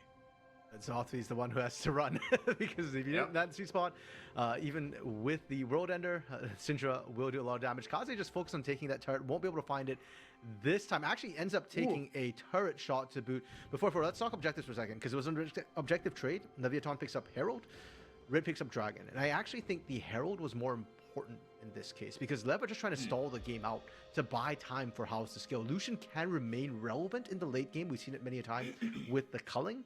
And I'd argue more relevant than Callista, or at least easier to pilot than Callista. So getting the Herald buys them effectively another turret, a bit more gold in pocket. And if they were to go down further in gold and trigger objective bounties, it would go a long distance towards equalizing things. Whereas giving over that Dragon, yes, it gives Red Dragon stacking. Yes, it's Hex Tech. But to be fair, Lev could not have known that it was going to be a Hex Tech soul that they're facing down. Yeah, that does kind of change things a little bit, right? That slow is really, really nice. I think for both these compositions, but for every auto that Rebello hits, right, you can dance just that little bit more, give yourself that little more safety.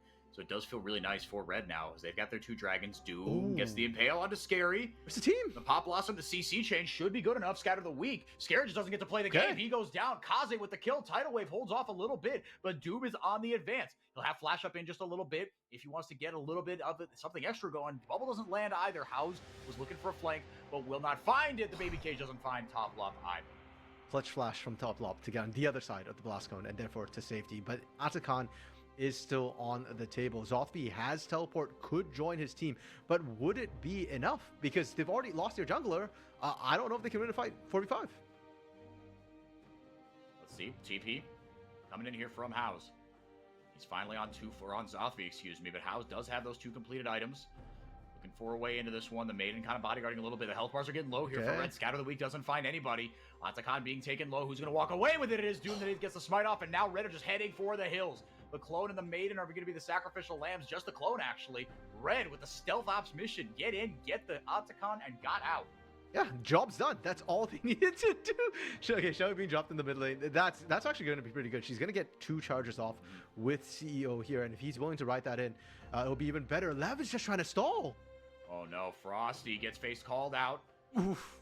The kill does go down. Man, Kaze actually got something out of that. I thought Frosty was cooked there. But like you said, Leviathan, they were trying to stall him. Look, you trade a kill for the mid lane tier 1, and CEO not willing to ride that in.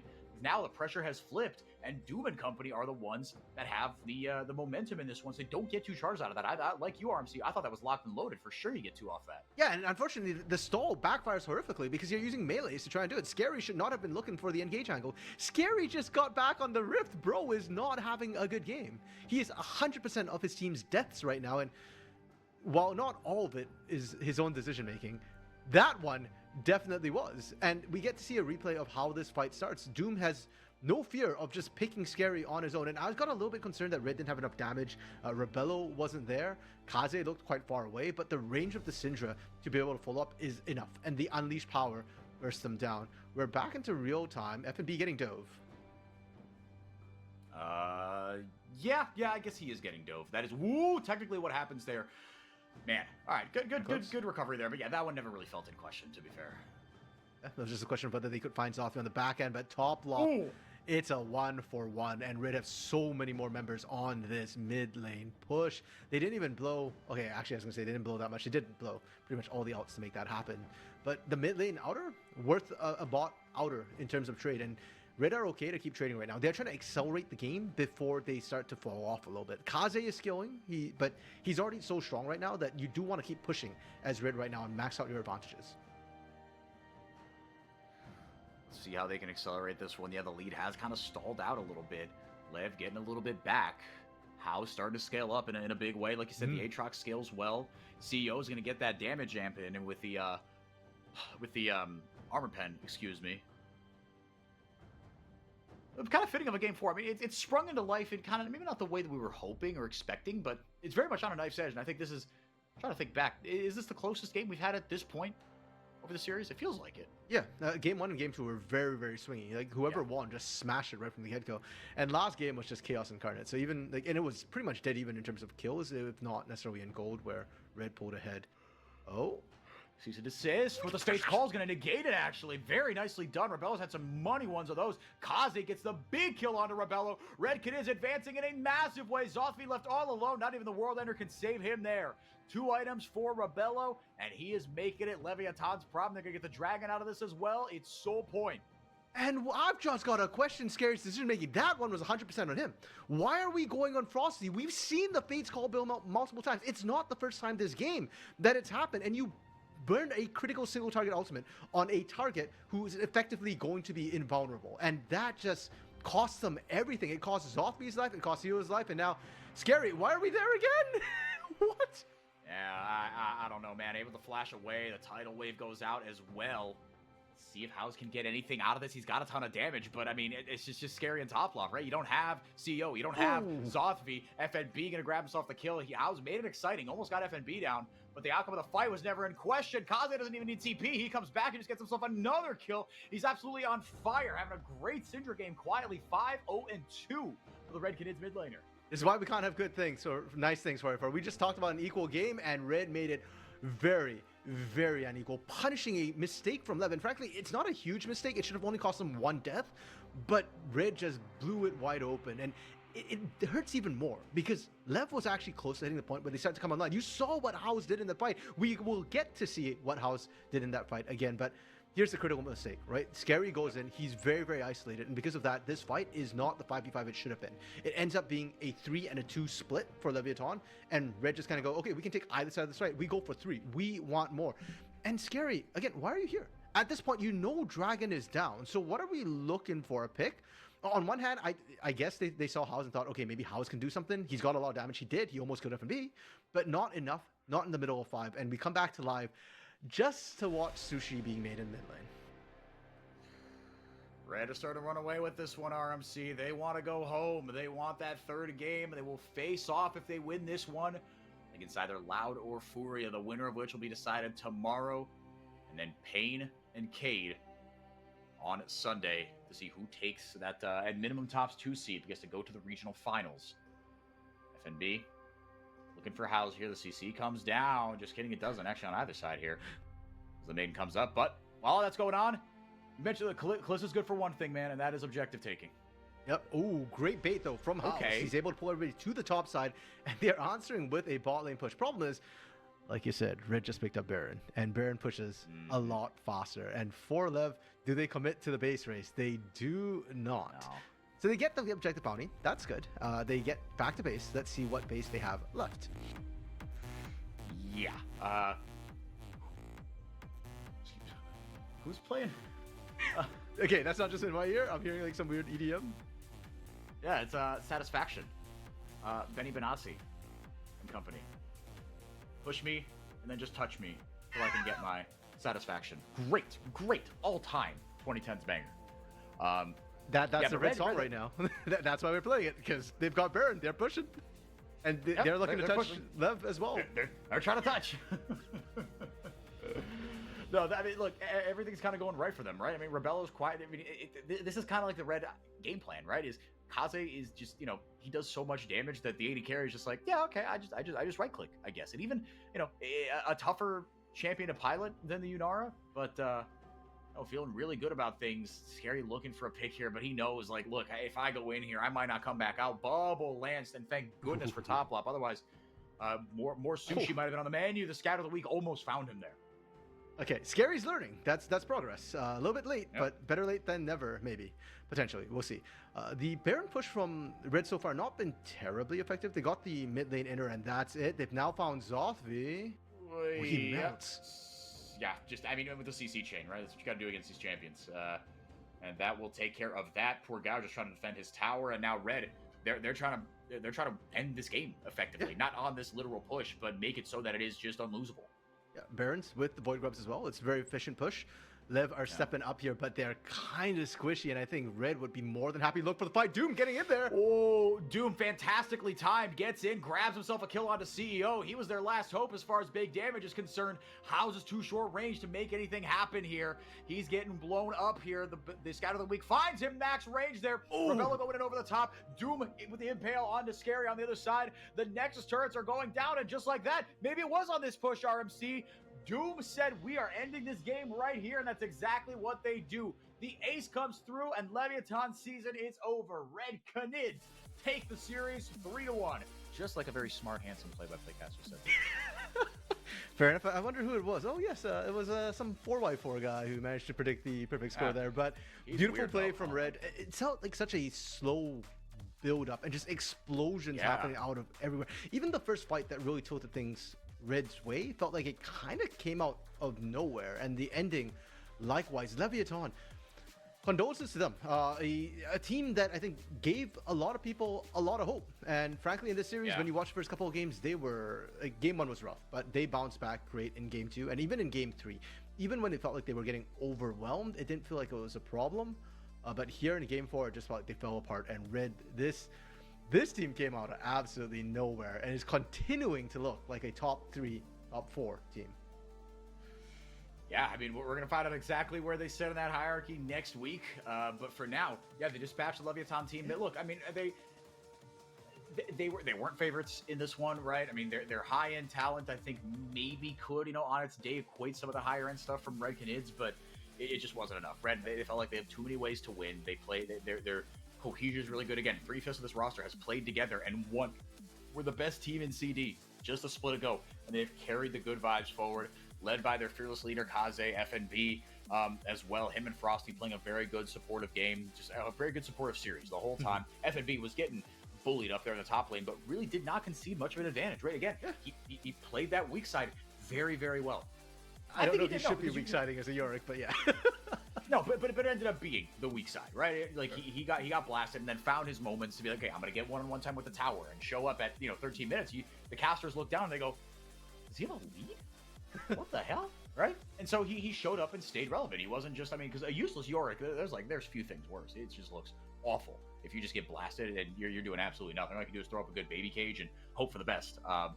But yeah, I mean, I don't know. Anything else you want to shout out from Red? I thought it was just a really good, complete effort, kind of all around. They looked like a very cohesive team. Everyone did their jobs. Yeah, and I just love the way they're drafting as well. I don't love the draft, but I love the way they're drafting and that they're willing to play. You don't love one draft in particular. Yeah, but at the same time, that's the thing that's kind of making me look at this and go like, okay, Talkers and Belzy, they're cooking. The coaches are willing to try some sort of stuff, which is what you need to do to beat teams like Furia, like Pain, and it's really unfortunate that they're going to be playing the winner of Furia, Loud, the winners of tomorrow's match, because we're going to lose a really fun team no matter what happens. As you can see, thank you for the bracket there. Yeah. It is technically 3-1 after this game from Red Kalunga. But Furia and Loud, yeah, they're going to be facing off tomorrow. That's going to be wild. And whoever wins in that one, good luck meeting Kaze, because Tuts was the best mid laner last split, would we say, or last year? I think that's fair. Yeah, but he's not quite in form yet, and Jewel is also struggling to get in form. I don't see either of them hanging with Kaze. It'll come down to the other lanes. Kaze right now is an absolute beast and is tearing up the lower bracket. He is continuing his warpath through. And again, they have to play either Furia or Loud, I think in whatever lane it is, right? Again, if Tuts doesn't recapture his form, we're going to get into an absolute steamroller. That is Kaze. It's going to be tougher to get back on top of that. Eulogy for Leviathan. I mean, they tried. It looked like a better team against,